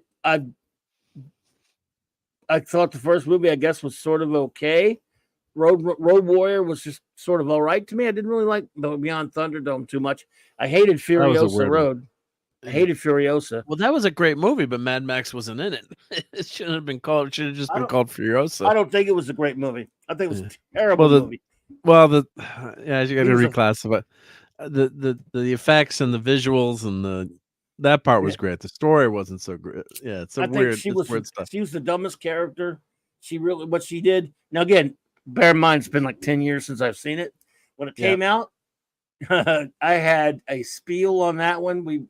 My two friends that do the show with me, who always disagree with me on stuff, for some reason we agreed on that one, and I tore it to pieces. Now, my memory is such that I don't remember why all the details now, but I remember really I hated it, and I will not be seeing the new one. Now, Terminator, I like Terminator. Well, see, Terminator does take place in the modern day. It's a modern science fiction story. I never liked the Salvation or any of that crap, but I like the first two movies, of course. Yeah. Mad Max 1 and 2 are best. I'll agree with that. They're good. I mean, they're fine. I mean, nothing against them. Well, and famously, the second one became the more popular one here. Mad Max, the Road Warrior, and then we found out. I saw the Road Warrior first, and then. Obviously, and then found out there was a prequel. Like what? There was another movie. Yeah. There was a movie before. Over there, it's called Mad Max 2. By the way, in certain countries, it's Road Warrior here. Yeah, the Road Warrior. Yeah. It's not called Road Warrior everywhere else. Yeah, it's just the way it was. I don't think. See, Mad Max 2. That's what it's called over there. Yeah, Road didn't make it over here. The first one didn't make it over here. Yeah. No, it did, but it wasn't. It was later, right? It was. It showed when it first. Oh, it did show it. It was called Mad Max, and no one watched it. No one went to see it, and it was very obscure here anyway. Then it was released here as the Road Warrior, whereas it was still called Mad Max 2 everywhere else. And then, the Road Warrior was a smash hit, and that's why we ended up getting Beyond Thunderdome. Yeah, I did like Logan's Run. Okay, Wes Cagle, I like it. I mean, I like Damnation Alley. So I guess I like some Damnation. I love Damnation Alley with I like George some Papard and I do like some dystopian stuff, I guess, but it just depends. It's got to have something to grab me, like anybody else, I guess. Yeah. But yeah, it did. I remember Mad Max being in theaters here, and nobody really paying attention to it that much. Did they re-release it after or something? Or yeah. Like didn't they bring it back? Or... Yeah, they did. I'm trying to remember, like what. Oh yeah, but again, like I said. All right, yeah. So here's the wiki page, but yeah, released in Australia, 1979. Sold overseas for $2 million.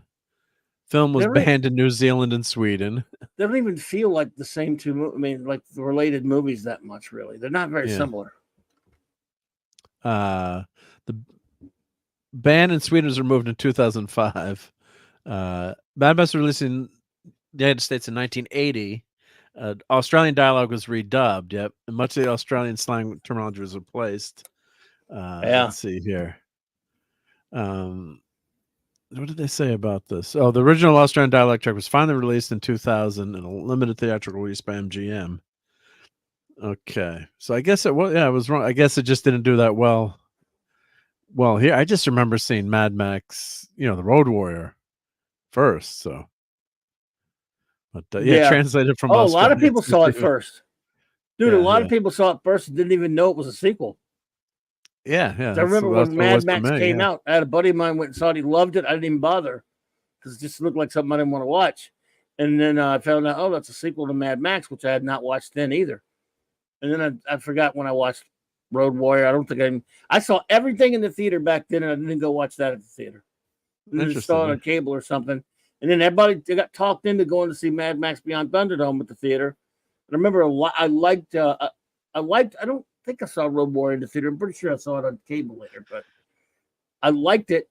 And I said, so I agreed to go see Beyond Thunderdome, but I didn't like it as much as Road Warrior. And the first one's very different. I like this poster a lot. Like I say, the Nuka-Cola, which is nice. popular in the game. It's like Coca-Cola, but they call it Nuka-Cola. And this has a very big part of the plot, shall we say, through the first 4 episodes. It's a blast, Nuka-Cola. That's that World War II vibe there. Yes, Thunderdome had the kids, Davina. I didn't like Thunderdome that much. Yeah, I don't either. I hate the whole. I get some people are really defensive about that movie and say you don't know what you're not. But man, the Thunderdome stuff is kind of cool. But the kids. Yeah. Now this movie, Fallout. Of course, we got to talk about a boy and his dog a little bit. That I like. I guess I do like dystopian movies after all. And I keep thinking of it. Yeah, there we go. Stop. There's Aaron, the guy on Twitter, Aaron, who loves comic books. He's always buys toys. Like, I'm not a toy guy, but I had to buy this. So that's me. So, Boy and His Dog, written by the great Harlan Ellison. I think there's 3 or 4 novellas, or then they did. And there was a one comic. movie. They did a comic. They did a comic. Yep. Called Vic and then they finally Vic and Blood. Then I think they finally put it together as a movie. So there's a post-apocalyptic future in that movie. Don Johnson. Yep. A young Don Johnson. Very young Don Johnson. And of course, there's some very controversial stuff going on in that movie that we can't mention. I don't think that movie would get made the same way that it got made today. No.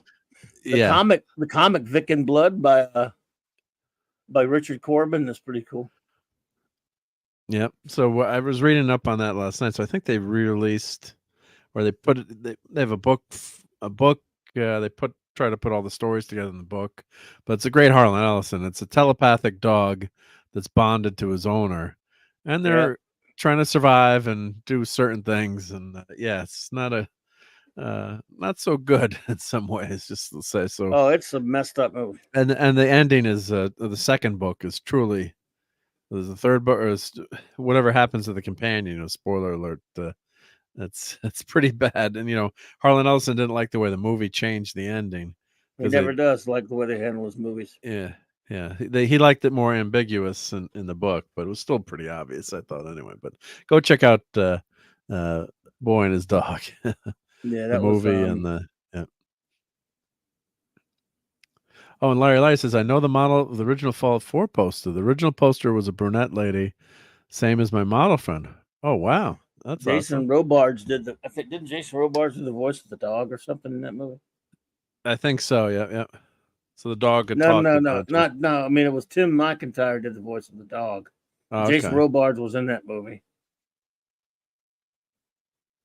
Let's see. Fallout 4 poster. Let's see if I can find the... Larry's talking. Let's see if we got. Let's ask Larry if this is. Is this who you're talking about, Larry? Oh no, that's a blonde. Yeah, let's see. Larry, I know the model from the original Fallout 4 poster. The original poster was a brunette lady, same as my model friend. That looks like a redhead to me, I'm guessing.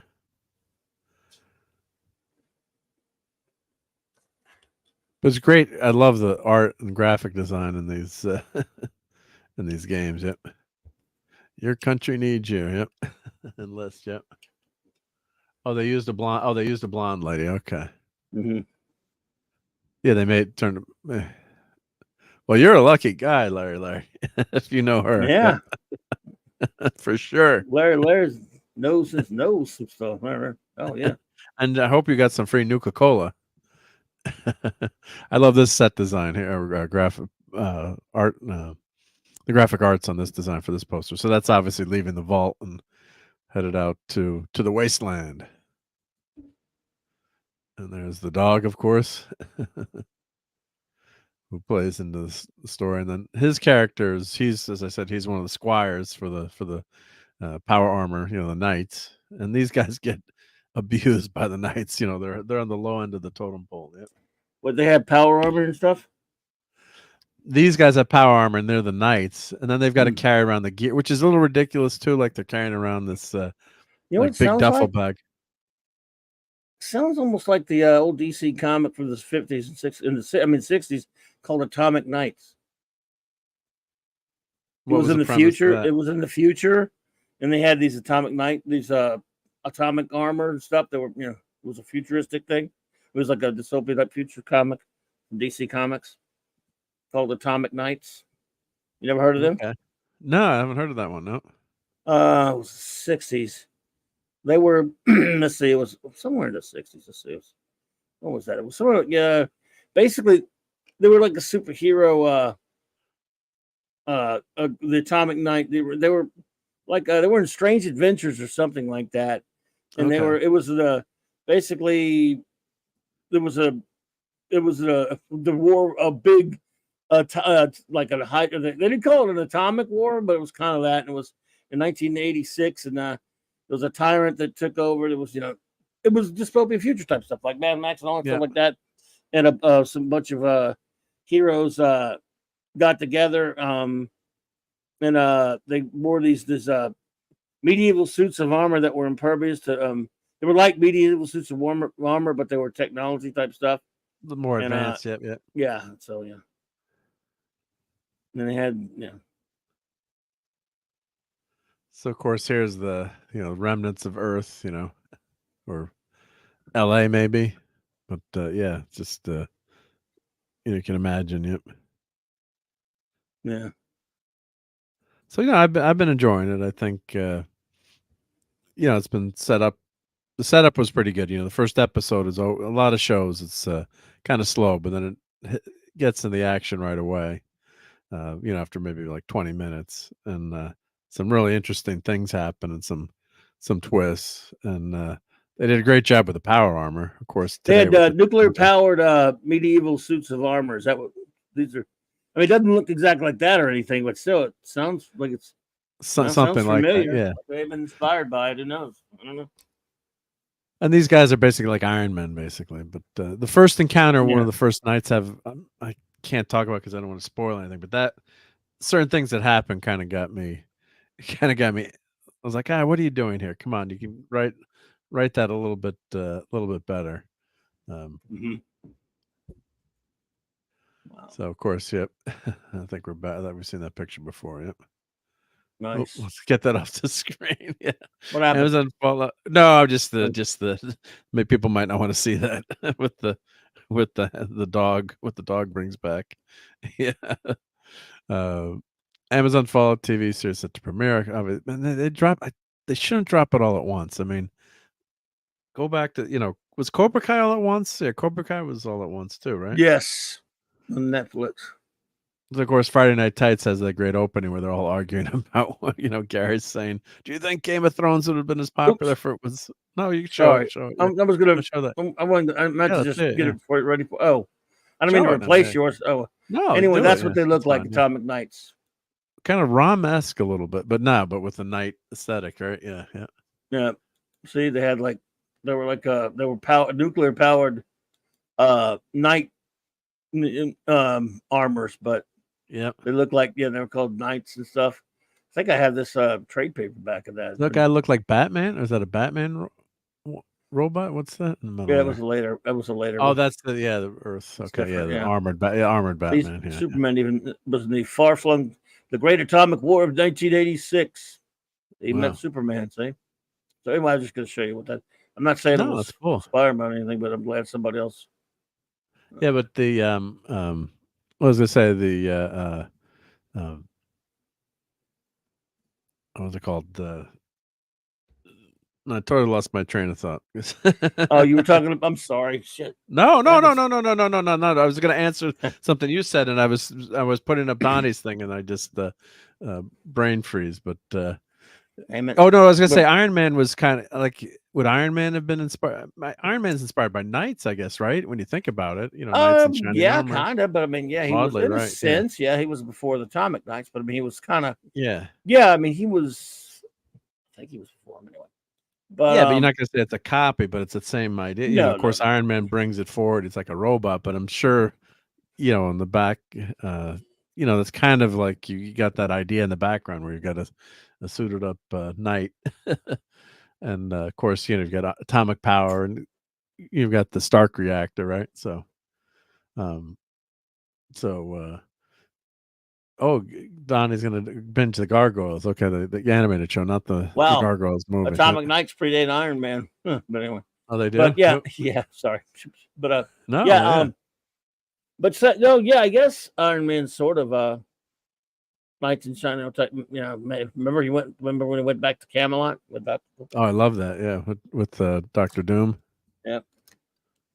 Taking a turn to comics. Sorry, Larry. I apologize. Oh, we love comics, all right? I'm in one post. I guess these are just the different posters with different names. Yep. I mean, if you want me to watch this, if you want to make this like, are you watching, like a thing we have to talk about each week, then I'll be honor bound and duty bound to watch it. And then I can do that. I just wondered if you would enjoy it. That's all. We always joke about like making. Probably so. We always think like, would Kel like this show? Stuff.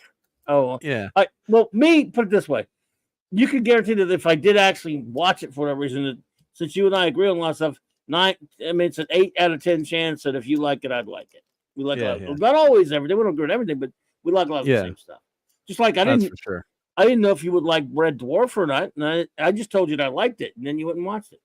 You made me watch Blackadder, stuff like that, but I didn't make you do anything. Hey, well, I have watched a bunch of Red Dwarf back in the day, like just randomly. Oh, but never I didn't realize that.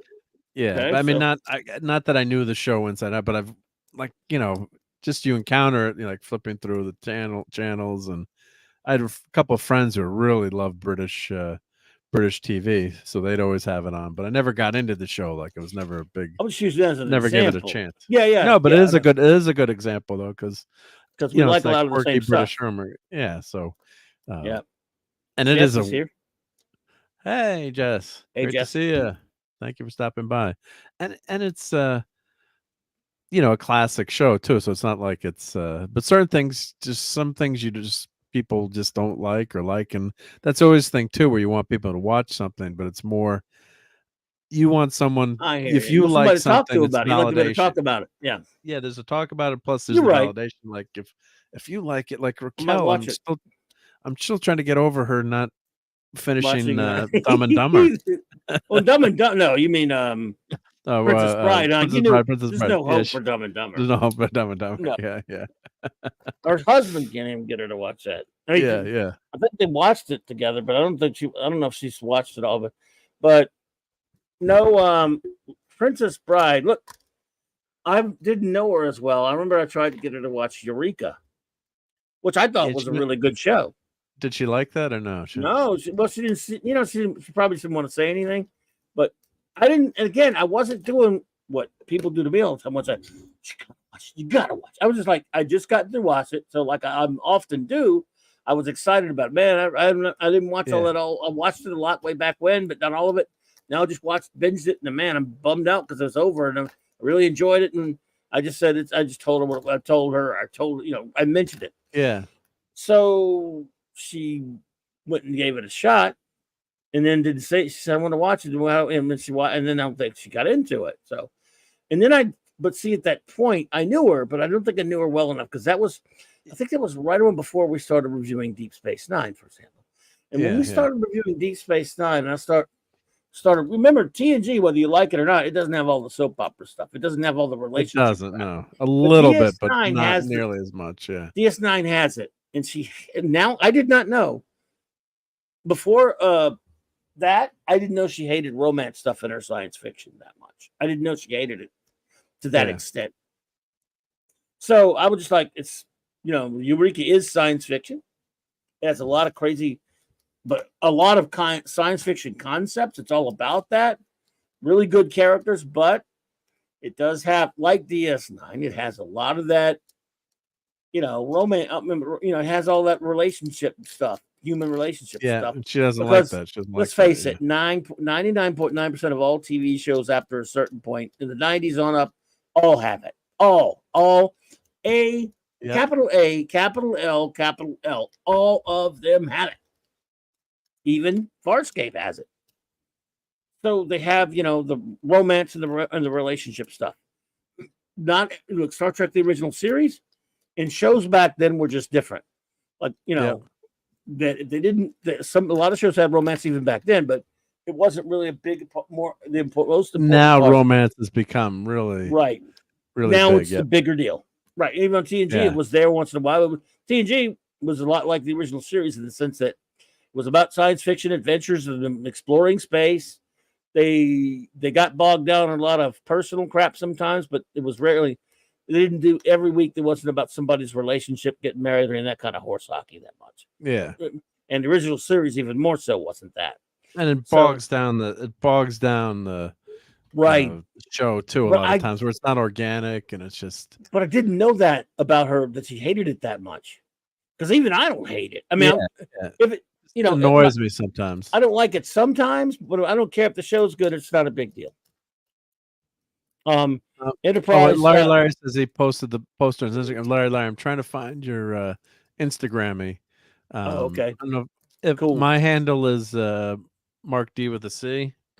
I don't know if you follow. Do you follow each other on Instagrammy? But that's my handle on Instagrammy. On Instagram, there you go. I call it Instagrammy. Yeah, but Enterprise doesn't have any romance until the end of the third season, and then some of the fourth season. Yeah, but still, and she loves Enterprise. But still, it does get. It's just nowhere near as much as it is on Deep Space Nine, because there were like 20 relationships going on at the same time. But still, unlike her, it's not that big of a deal for me. It's not the worst thing in the world for me. I don't really hate it, but she really does. So now that I know that about her, I think that's why she probably couldn't get into Eureka. There could be other reasons. Yeah, with the relationships. Yeah, and certain people don't like certain things. Yep. So she's the only person I've ever met that would be turned off by that TV show. Yeah, but I love her because she's different. Well, that's because the fandom. That's because fandom of all shows these days can't help but obsessively ship the main character, says West. Yeah, it kind of happens though, buddy. I had to take 2 stars off of Eureka because it had Will Wheaton in it. Ugh, yeah. Yeah. But back then I hated Wesley Crusher, but back then he didn't damage the show for me equally, but I didn't like him either. Because he's Will Wheaton. Actually, he did play himself. In other words, a little insufferable punk. Boy, he played a total D-bag on that show. Oh, Larry, I just requested a follow there. So typecasting. Oh, then I can show that photo. Yeah. Thank you, Larry. He didn't do Twitch, huh? Well, no, Redheaded League. So he's on Instagram as Redheaded League. He's got a Sherlock Holmes. He's got a great poster of Doc Savage magazine as his avatar. Cool. And that's a Sherlock Holmes reference. The Redheaded League is a Sherlock Holmes story, isn't it? I don't know, but I'm gonna agree with you. Yeah. I'm not gonna question that one. Yeah. So let's see. They did a bit in the beginning, a little tiny hints of maybe tension between Archer and DePaul. Yeah, there were tension, but that's not what really bothers her. She really hates it when she hates Worf Zadzia, Kira Odo. What are some of the other ones? Like she hates like B'Elanna Perez. She hates Oh, she's gonna hate Chakotay and Seven, I'm sure. Oh together. God, and Katie loves it. Like you're, oh my goodness. Yeah, and of course, Miles O'Brien and Keiko, right? Oh, she hates Keiko. Oh yeah, she hates Keiko. Yeah. I see. Archer DePaul, there was just some friction between them. I agree though, Jess. There was some tension, but they never elaborate on it. And then eventually, as you know, it turned out to be Tripp and DePaul and the Zindy thing, and that was. I could have taken it or leave it, but I didn't need it. Well, she's giving Tripp. Isn't she teaching Tripp how to meditate, and then they're doing the hands-on stuff? We got to see her, oiled up a couple of times. So, and I think it was a blatant. Jolene Blaylock is a gorgeous lady.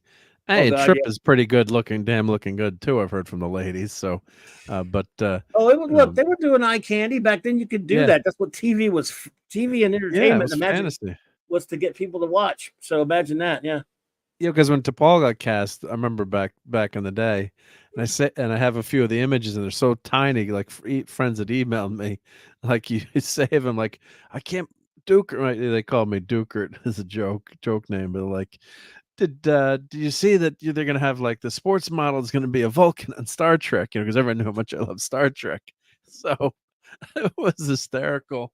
I'm like, what? No way. But of course, but she ended up being a fantastic actress in the role too. She was great. I loved DePaul. Yeah. Yeah, she was good. But love Tripp, love DePaul. Shut up, Wesley. But but it made a big splash. I mean, she was on Maxim magazine, and she was a model back then, and I guess it dabbled in acting, but she pulled it off. But of course, that pulls in eyeballs too. I mean, why do you think they did the stupid decon gel? That always infuriated me because we have tanning booths now. It's like they would spray stuff. It's like you're telling me you can build a Warp 5 starship, but you can't have a booth that sprays something. But we know why they did it, right? So you could have all the characters, scantily clad rubbing gel on each other, right? I mean, come on. So that was totally ridiculous. But I didn't. It's there, right? It's like this actress, lovely lady. It's easier to watch the show, right? Especially you gotta watch the Ghoul, right? I mean, you're following her around, and she's gorgeous. So imagine that. I'm surprised they let a attractive young lady be on that show. It's amazing for 2024. But that's true. Tripp and DePaul had tensions from the beginning. Yeah. But then so did Archer and DePaul. Yep. So yeah. I mean, Tripp, there was some great. Tripp acted like he hated her. I just didn't like that. I didn't like that whole when they finally went with the romance. I thought maybe if they had a one-time fling, but and of course then the show got cut short tragically. Yeah, so. I'm one of those weirdos that loves it all the way, even though I had some issues with. I thought I'm not so sure. I didn't really like them doing a whole season with that Zindy arc. Some of the best episodes of that season were standalone, which we'll get to that when we do. Yeah, we'll get to that. I can't wait till we get to Enterprise. I've watched the Zindy arc. I thought was a much better streaming it back to back because it played like a movie. When I first watched it, I hated it because you had to wait and it was too disjointed. God, yeah. I hate the way it ended. Yeah, but it's broken up too though because it's back in the day you had to wait a week and then you've got to. And now we're used to linear TV, right? Pretty much everything is linear TV, but I hated that back then for Star Trek. I wanted to have that's why I stopped watching DS9 too. I'm like, I don't want to. It was tough going week to week with that sucker, and I did. Yeah. And then you're missing some show. Like if you like DS9 and missed I'm like, I don't know what's going on here. Screw you guys. I'm not watching the rest now. It's like you just get mad at them. Like I don't want to deal with you anymore. Just go away now. God, yeah. Yeah, buddy. I can't wait to get back to Enterprise. Even though I've watched it. I've watched it. I mean, the only thing I've watched more than that show is probably obviously the original series, Blake 7, Doctor Who, Red Dwarf, Have a Gun Will Travel, Probe, but it's right up there with those as far as how many times I've watched.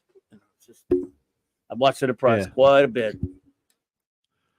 And again, I don't know. A lot of people hate it, man. I know people who hate it, man. I know a lot of people who are. I mean, And I'm going, wait, you could criticize it, anything. That's fine. Don't bother me. But to hate it, I never got the hate. But then again, I got to be fair because there's stuff I hate too. So I'd say, look, you hate it. Yeah, it's cool. Fine. I don't, but I think it gets again, criticism's one thing, but there are people just won't accept it. And by the way, here's the weirdest thing of all. I love it. And yet I'm the first to admit they shouldn't have made it. And you go, well, that's a contradiction. Yeah, it is. Yeah, right. Two things can be true at the same time. You probably shouldn't do something because it didn't really need a prequel that takes place 100 years before the original series.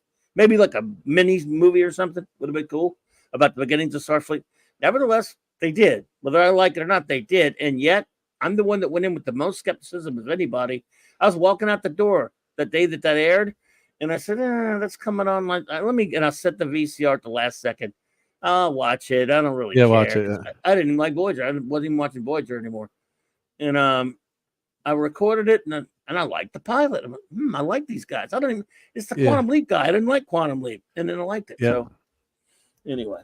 I don't know how Larry, you got to, if you could accept my request, I'm trying to view your page on Instagram, and it's not letting me. It says so I requested a follow. So I think you have to follow me back. Yep. I didn't know you could do that. Yeah, on Instagram you can make yourself private. So let me try to maybe refresh the screen, but see if it lets me. Let's see. Do I have to accept something in my email? No. But yeah, if you could, or Larry, if you want to send it to me on Twitter. I don't know if Larry is on Twitter. Maybe he's not on Twitter. I can't remember. Yep. Oh, Picasso. Yep. Well, God bless you. Yep. If you need help, always go seek help. Oh yeah. I had a good friend who struggled with alcohol many years. Oh my goodness. So if you are, don't give up. Yeah. And there's a lot of people that care about you. We don't know you personally, but I'm sure you got a lot of people in your life. So yes, thinking about you. And Paulie Lantino Slant has been sober for a number of years. God bless him. I know how difficult it is. Unfortunately, I know. Just if you're having problems, go just seek out help where you can and look for support. There's hotlines, places you can call, but don't give up, because I know how difficult it is, and it's it might seem easy to certain people. Some people might say, hey, why can't you do it? I struggle with my eating, right? It's just, not to compare it exactly the same thing, but I eat too damn much, right? But it ain't easy to stop sometimes. So and it's a real demon to battle with. So I'm sorry to hear that, but don't give up. If you can, go seek out help is the best way to do it. Only so much I can do over over the YouTubes here, other than to offer you support. And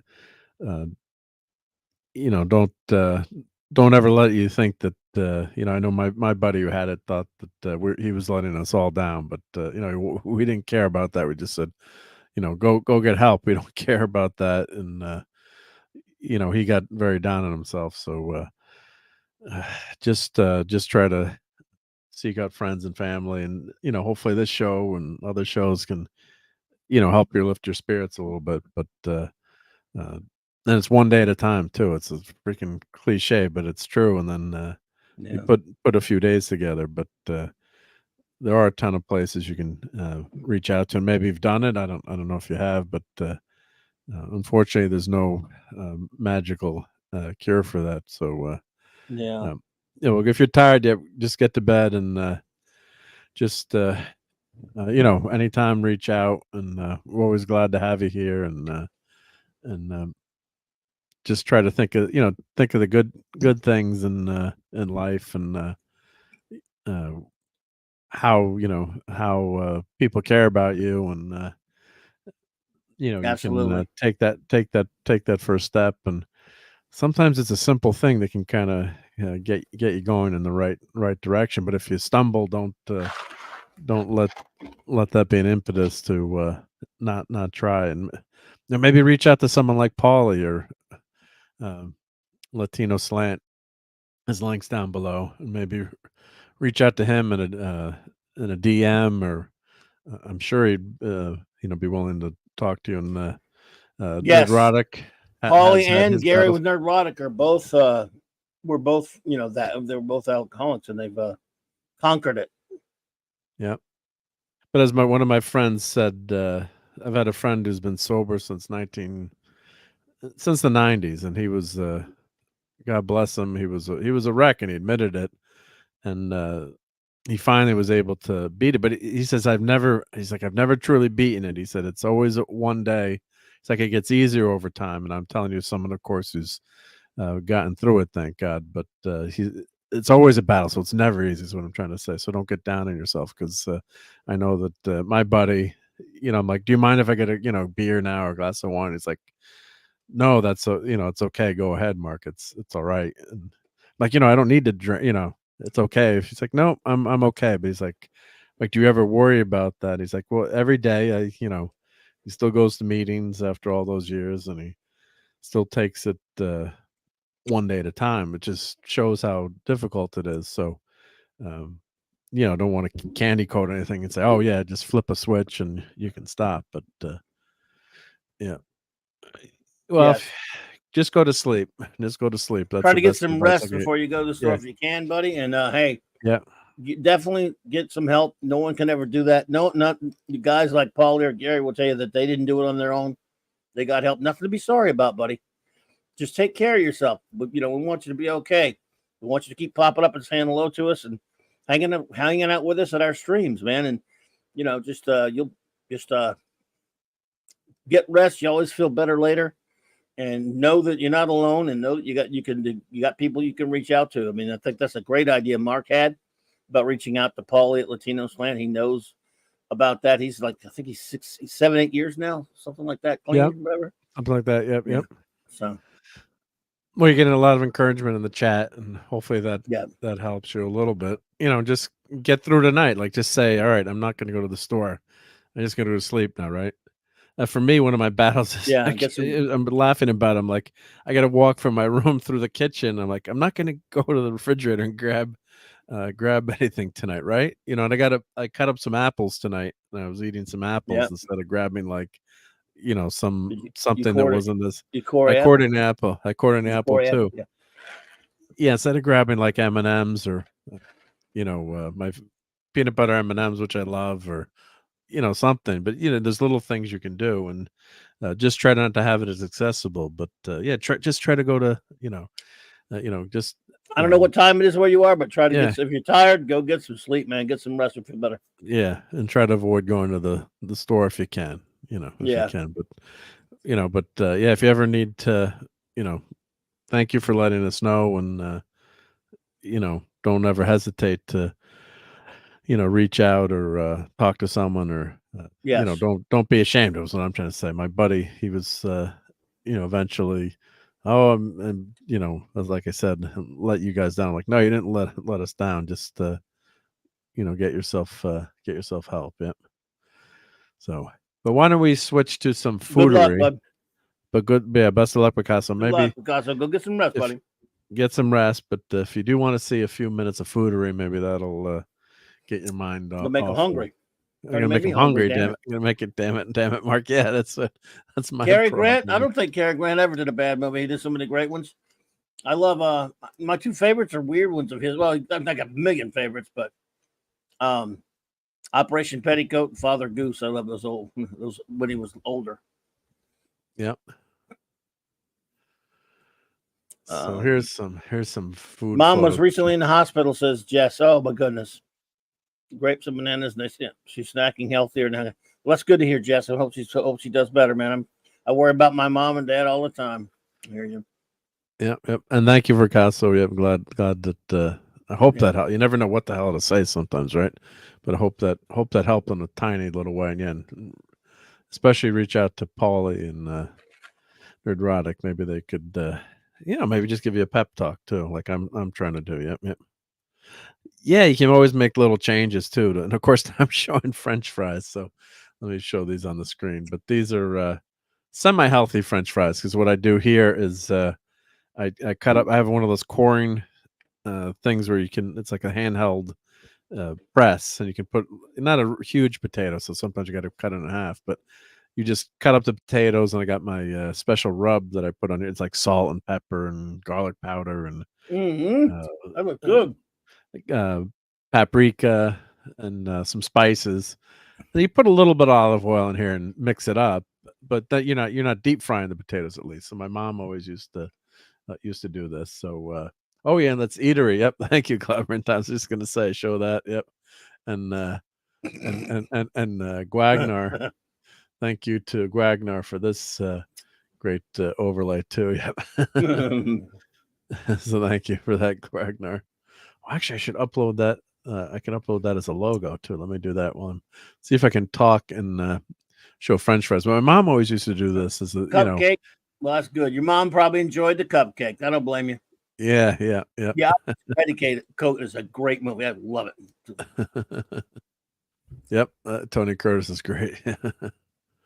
But yeah, so this is one of my mom's recipes. Is that white stuff? Is that salt?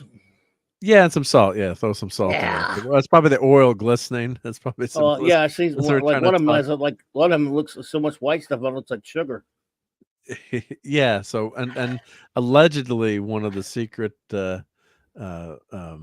recipes for McDonald's, one of McDonald's recipes is allegedly sugar or some kind of sweetener in the French. And I don't know if that's true or not, but allegedly that's one of the things that goes into McDonald's fries. I don't know, McDonald's fries are the best in the world. I mean, I just love their French fries, unfortunately. But so this is kind of like a healthy way to do French fries in your oven. I put it on the bottom rack of my oven. I put the broiler on low, so you kind of get them a little crispy. So that's before they're going in the oven, and that's coming out of the oven. Hey, man, I'm hungry now. But these are healthy, relatively healthy French fries. And I don't bother peeling them. You can peel them, but I just leave wash them obviously with the brush, but I don't go crazy with the, peeling them. Takes too much time. Yeah, so here we go. There we got the eatery icon up there. Thank you for that, Guagnar. So that Putin's got like a baked potato. Why would you want a baked potato when you can get it fried? French fries, yeah. Baked potatoes are good too. I like a baked potato. Yeah, good. I like stuffed potatoes too. Yep. Oh, and I love sweet potatoes too. Yeah, I love sweet potatoes, sweet potato fries. Oh, I love spicy stuff. I don't like them anymore. You like sweet? Hey, Jill, love them. Jill. Hey, Jill. I should do like a 5-minute French fry recipe. One potato, two potato. And so I made these tonight again. It's pretty quick. So then I made. My son was home. He had a case of vertigo, so he missed work all week, unfortunately. So he came back home with us. He's doing a lot better today. So thank God he was able to cut the grass. He stopped the slacking off. But I felt so bad for him because he was dizzy all week. So I'm like, let me get you some T-bone steaks, Charlie. So how's he feeling now? He's feeling a little bit better. So but it's been over a week. So the room was spinning on him all the time. He said it just he's miserable. So God bless him. He's doing better. Yep. I cut them all up into fry, but I have like a cutter. It has a grid on it, and like a French fry cutter. And it's a small little. I have a big like metal fancy one, but a lot of times to do it fast, I just take it out of the boom, boom, boom, do it. The simple one is easier. The handheld one. Chief Shadow. You can't do big potatoes. What's up? Oh, we got Chief Shadow here. Hail. Welcome. Hail. Thank you for joining Sunday Night Geekery. Thanks a lot, Mark. This is our food portion. It'll make everyone hungry at the end of the show. So I should put share the sound because then you could hear the. Yeah, let me reshare this. Hold on. Make everybody hungry almost like 1 o'clock in the morning. Yeah. Well, depending on what time zone, if you're watching this on the replay. So let's share the audio, right? I don't think there's any music. Sometimes I'm playing music outside, so hopefully there's no music there. But got to get the flame.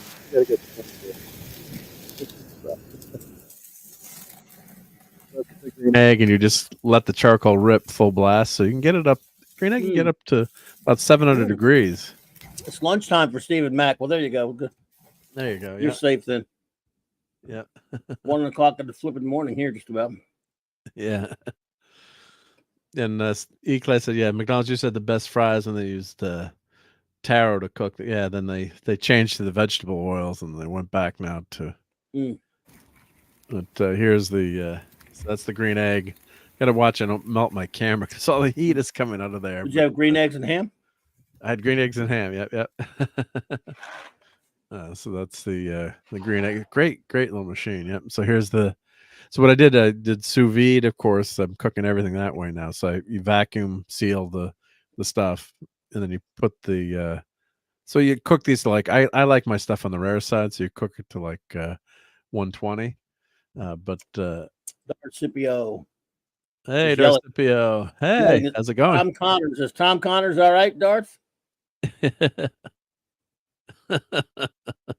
I guess he's okay. Yep. But I'm pumped. Tom is good. Yep. Iron stomach. Yep. Like like Mexican Iron Man. Yep. We love Tom. He's our buddy. God bless Tom. Yep. But yeah. So steak. I like if it ends up at 130. Of course, you're cooking it. That's how you get the flavor. The nice thing about sous vide is it's the same level all the way through, so you don't get like the outside isn't like overdone and the inside's red or something. If you want it all medium, you can do it all medium. So that's some pork chops I did tonight.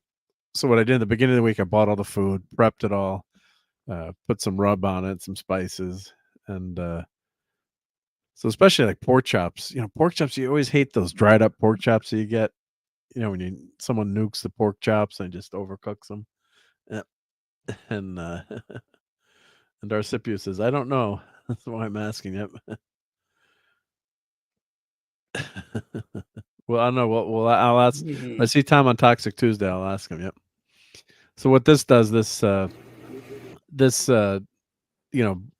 heats the water up, so then the food cooks evenly. So here's like this doesn't look good, right? It's coming out. That's when it's cooked on the sous vide, coming out of the bag, but it's got all the spices and stuff ready to go. So you could put that in the sous vide for like 3, 4, 5 hours. Of course, you can't do it too long because at a lower temperature could be bad. But the Geek and I loves his sous vide. Yep. So then you throw it on the grill. But then like I wasn't sure what time we wanted to eat tonight or what we're doing. So then I could throw it on the grill and boom, then you're ready to go, and then it cooks really, really quickly. So and I did some chicken that way too. So and chicken's the best on the grill too. Of course, obviously deep fried, tough to beat, but chicken on the grill is good too. So I got it going on the grill. So you just cook. I didn't do the green egg, but had this on the grill. So you have this, have it ready to go. So it doesn't take forever to cook, which is nice. So it's like it's already ready, but it's not like parboiling, where parboil is something you're gonna overcook it, and summer is here. So that's the finished product. Yep. So those pork chops are really that's awesome. Today. Yeah. That was today. That was tonight. Yep. Dinner with Wow. Grandma. Yep. So I had dinner with Grandma. So yes, he does. That for Grandma. Yep. Yeah, I'm in charge of the food. Yep. But I'm not allowed to serve any clams, right? No. Yep. No, you clams are can. allowed. No, just not to me. Not to you. Okay. There you go. See what a benevolent ruler you are. Yep. Lisa loves the sizzle. Yep. Yeah. I did damn chicken on. Oh, now I'm really hungry. There's some of that's in the refrigerator, but I can't go eat it, so I got to walk right through the kitchen. Yep. So, do you like grilled chicken, Clobber and Tom? Yeah. Especially white meat.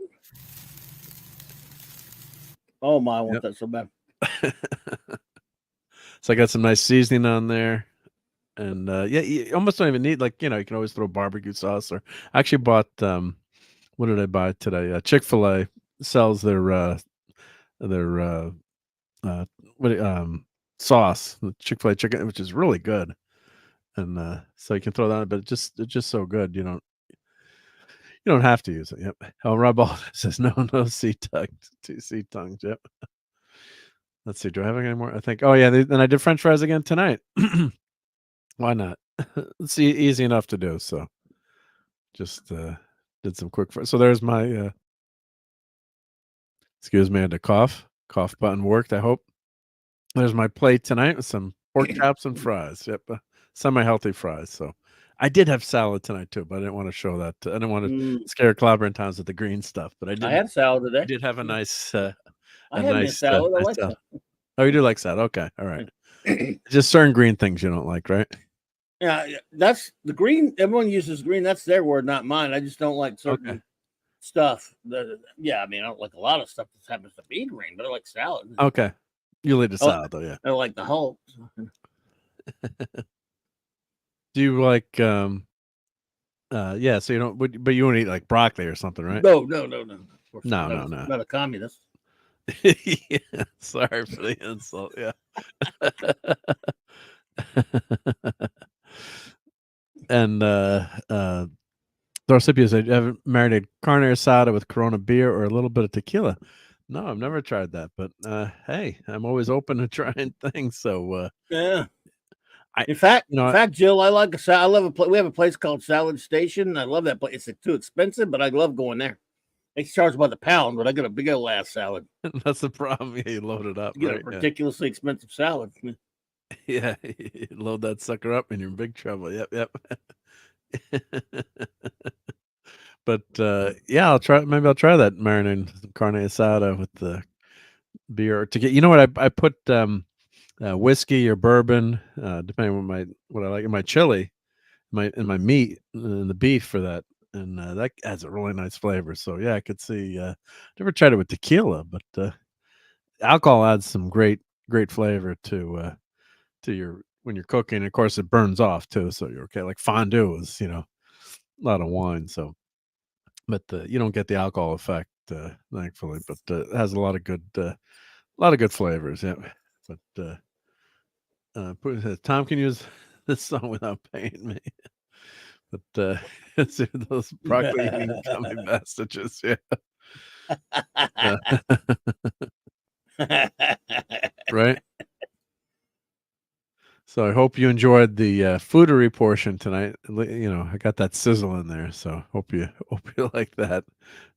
And yeah, don't you don't have to go eat tonight, but I'm sorry if I made you, but yeah, it's always fun to have that stuff for the show. And yeah, it's like this week I prepped all that stuff ahead of time. It takes a few hours to prep, but then when you're ready to cook, we didn't bother getting takeout this weekend. So a lot of times, Friday night's takeout night or pizza night or whatever, but I'd gone shopping during the week and prepped everything. So thank you, Lisa. Yep. She likes the eatery. Yep. We'll answer you right back with some Supergirls there. Yep. So, but I think this is a good time now that everyone's eaten or gotten hungry and not eating. Sorry if everyone wants to leave now and go get some food. But we got a lot of people still hanging out with us, so I appreciate that. A lot of people on Twitter. It says I don't know how many people are interacting on Twitter, but a lot of people on YouTube, which is great. One person on Twitch, so we can see now that eye in the sky. They can StreamYard lets us know who's there. So, but really appreciate everyone hanging out tonight. And let's play our members video. I haven't updated since last week, and we've got up to 40 members now, which is great. So, really appreciate that. But I'll play I didn't get a chance to update this because I had dinner at Grandma's tonight, but next week I will. So if your name's not on there, I apologize. But let me play this. So at least it's got most of the members.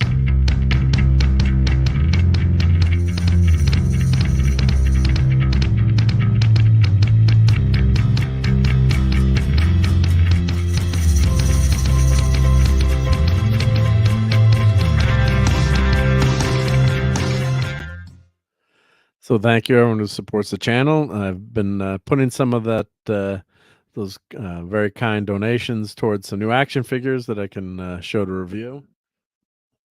I got some more Batman action figures today, and I just ordered Finally, I've been for the longest time I wanted the Dungeons and Dragons figure. I've got the whole set. So Avenger and the Dungeon Master, bought it on sale today on Amazon. It was about $30, so it wasn't, but it was sounding like something ridiculous, like $50 or $60. So, and I'm like, oh, should I wait to see if it gets lower? But so I snagged it. So thank you for everyone donated. So I'm looking forward to being able to do a review of all the Dungeons and Dragons together, all the figures from that classic 1980s animated TV show. So looking forward to that. Want to thank, of course, Clobberin Times for being a great friend and hanging out tonight. Glad to be here. Always. Thank you. Yep. Oh, Picasso gifted a membership. Oh, you don't have to do that, Picasso, but thank you so much. Yep, thanking you tonight, and hope everything's okay, and or we'll get better. I know it's not okay. I shouldn't say that, but hope things will improve, and just know that people are hoping you're can get on the right path and be okay. So, thank you very much for that. That was super, super nice. So let's play something awesome for Superman. Groovy. And what else is something fun we can play? Yep, here we go. I protest. I am not a merry man. Echoey. Oh, because I'm still sharing the screen. Now here, let's fix that. Oh, okay. That does it when you're sharing the screen.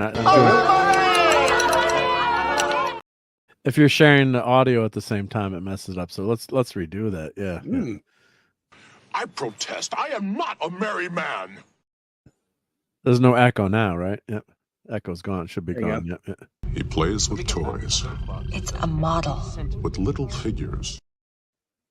And let's play the groovy again. Groovy. Although the groovy might be cool in an echo. Okay, Larry wants I am not expendable. One of the greatest lines of all time. And Callie in your place, would you? Probably not. What about you? What about me? Why don't you go? You are expendable. And you're not? No, I'm not. I am not expendable. I'm not stupid. And I'm not going. And Rob says, hey, I build models. Yep. Yeah, but they're not toys. They're models, right? So thank you for being here tonight, Clobberin Times. Thank you for having me. Appreciate it. Always, dude. Always a great time hanging out with you and talking about what shows we're going to make each other watch. Yep. Yes. And let's see. Of course, want to thank Pat S., who was hanging out with us in the beginning. Maddie's daddy, the great dad man, walking, and Courtney for popping by, although she was driving, but couldn't make it in, be in the studio, quote unquote, the studio, but appreciate her trying to call in from the car. I'm giving Fallout a thumbs plus so far. I think give it a shot. I've been enjoying it, so go check it out. And let's thank you, Chief Shadow. Good night. Let's go through who was here. So Tim was here, FKH, Putin's cat, of course, the great JT Kirk, Brian Hepburn, and thank you for being a patron and a sponsor. Maddie's daddy's in the chat. Brogu could not be reached. Let's see who else is here. Daniel Barry Sports Highlights. The Geek and I was here. Wes Cagle, Claude Salling, Phantom Outsider, Claude Parrish. Let's see who else is here. Oh, I hope everyone enjoyed the Billy Joel show tonight too. I went back to the beginning. Corey Cochran was here. Stephen Mack. Let's see. We got Could Not Be Reached. A Stream Element Spot was here. Let's see. And God bless you, Picasso. Thinking of you. Thank you for being here, and thank you for gifting that membership. Mars Monkey Max. Brogu. I think I said Brogu, right? Yep. Fanti, Stephen Brogu. Brogu. Yep. I said Mars Monkey Max. It's tough to stream through all these, but I'm glad we have such an active chat, and thank you for hanging out with us tonight. It's really appreciate it. Joe Dog was here. Hey, Joe Dog. Bush McFadden. He's got some pictures on Gilded for me too, for food pictures. Got to check those out. Yep. Let's see who else was with us tonight. RTNZ, and thank you for super chat. Punk Waddle was here. I should write these down like you do, Clobbering Times, as people roll in. I only do that on Saturday night, so I wing it Uh-huh. the rest of the time. But yeah. Yeah, it'd probably be easy. It should though, yeah. Or we should tell you. Yeah. And if you want, I'll do it for you now. If you remind me, you're good at it. Yeah. The Sentinel Ranger Donnie. It was not Don. It was Don. Yep. Let's see who else is. And Lisa, of course. Thank you, Lisa. Let's see. Who was also rolling with us tonight? Well, Stephen Ernest. I think I said Stephen Ernest, but if I did, you won't mind getting named twice. And Larry was here, of course. And thank you for being a sponsor, Larry.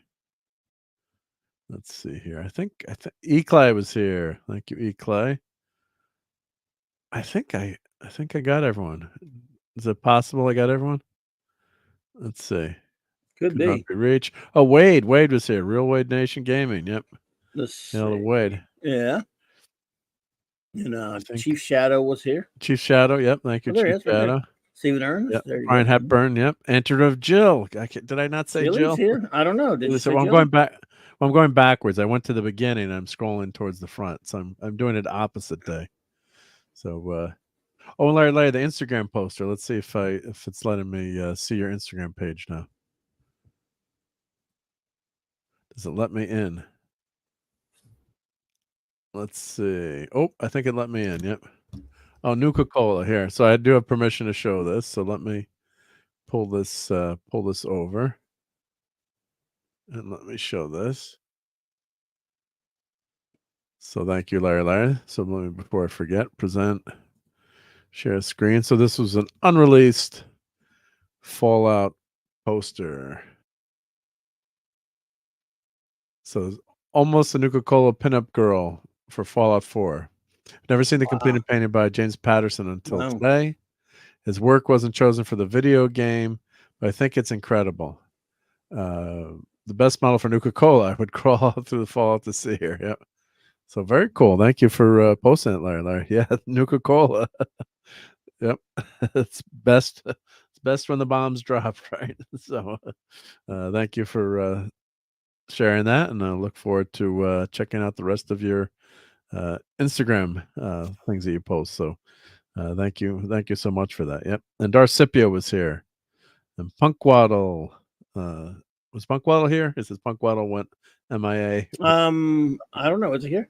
I don't know if he was here, but shout out to Punk Waddle. I didn't see him. I didn't see him, but that's shout out anyway. Good old Punk Waddle. Shout out anyway. Why not? We like Punk Waddle, of course. Yep. So good stuff. So very cool post there with the Fallout girl. Yep. So good stuff. Yep. All right, everyone. So I hope you have a great week. Shout out again to Picasso. Hope you have a better week. Thinking of you, buddy. Oh, Joe's Atmosphere is here. Yep. Yeah. He said he can't wait to watch the final Fallout. Well, Joe, watch the show tonight. Don't bother going to work tomorrow, right? I mean, yeah. No, don't listen to me. And hail to West Cagle. And yep, let's use some of these fancy dancy icons we have. Why not? There we go. Love having those. Yep. So everyone have a good night. Have a great week. Looking forward. Everyone knows where to find Clobbering Times on Monday night, right? Clobbering Times. I'll be my usual spot. Well, I'll be at 6 on J-Man's channel. We're doing our Legion of Superheroes review, and then at 9 on my channel doing my Monday Night Marc C Comics Talk. So here's J-Man's channel in the link. Yeah. And cool. And if you're not subbed to Clobbering Times, that should be against the law. You should have a bazillion more subs, but thanks. But nah, I'll never have that many, but it's okay. I don't need that many. I got the ones I need. I got the ones I need. Yep. And of course, here, if you want to join the Clubhouse Discord, thank you to Mr. Angel for putting that together. That's right here. This is the promo part of the show. If you want to buy a Doomsday Machine, you can get them coffee here. I've got those available. And my, of course, let's see, do I have on eBay? I do have the Christmas ornament. So those are kind of out of date. But you can have Christmas all year. Why not, right? So, and let's put in a plug for Raquel here. So you can find Raquel's stuff on Amazon. She's got a new book out. A few new stories.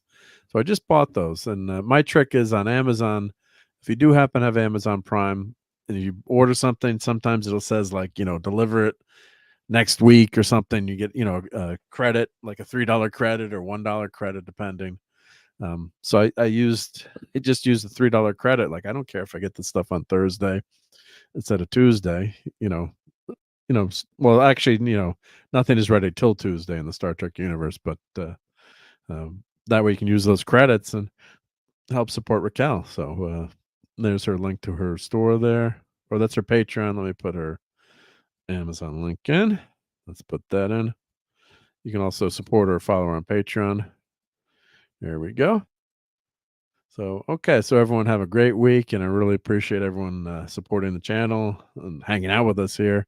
You don't have to hang out with us on Sunday night. You can, watching Fallout, but I'm glad you guys were here, and thank you again for all my panelists, and sub to everyone that's listed below if you can. And yeah, just everyone have a great week. And God, the weather's turning nice in the Northeast now. So man, it's too hot here now.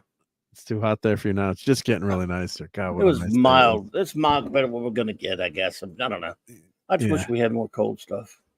Yep. All right, everyone. So have a great week, and hopefully catch you at Clobber Times tomorrow night. Good night, and we'll everybody. be back next week. Yep. Good night, everyone. Yep. Take care. Yep. Have fun storming the castle. Yeah. Fun storming the castle. It's 106 miles to Chicago. We got a full tank of gas, half a pack of cigarettes. It's dark, and we're wearing sunglasses. Hit it.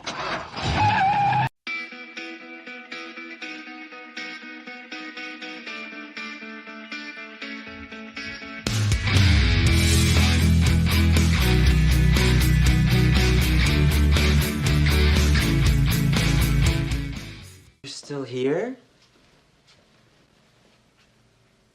It's over. Go home.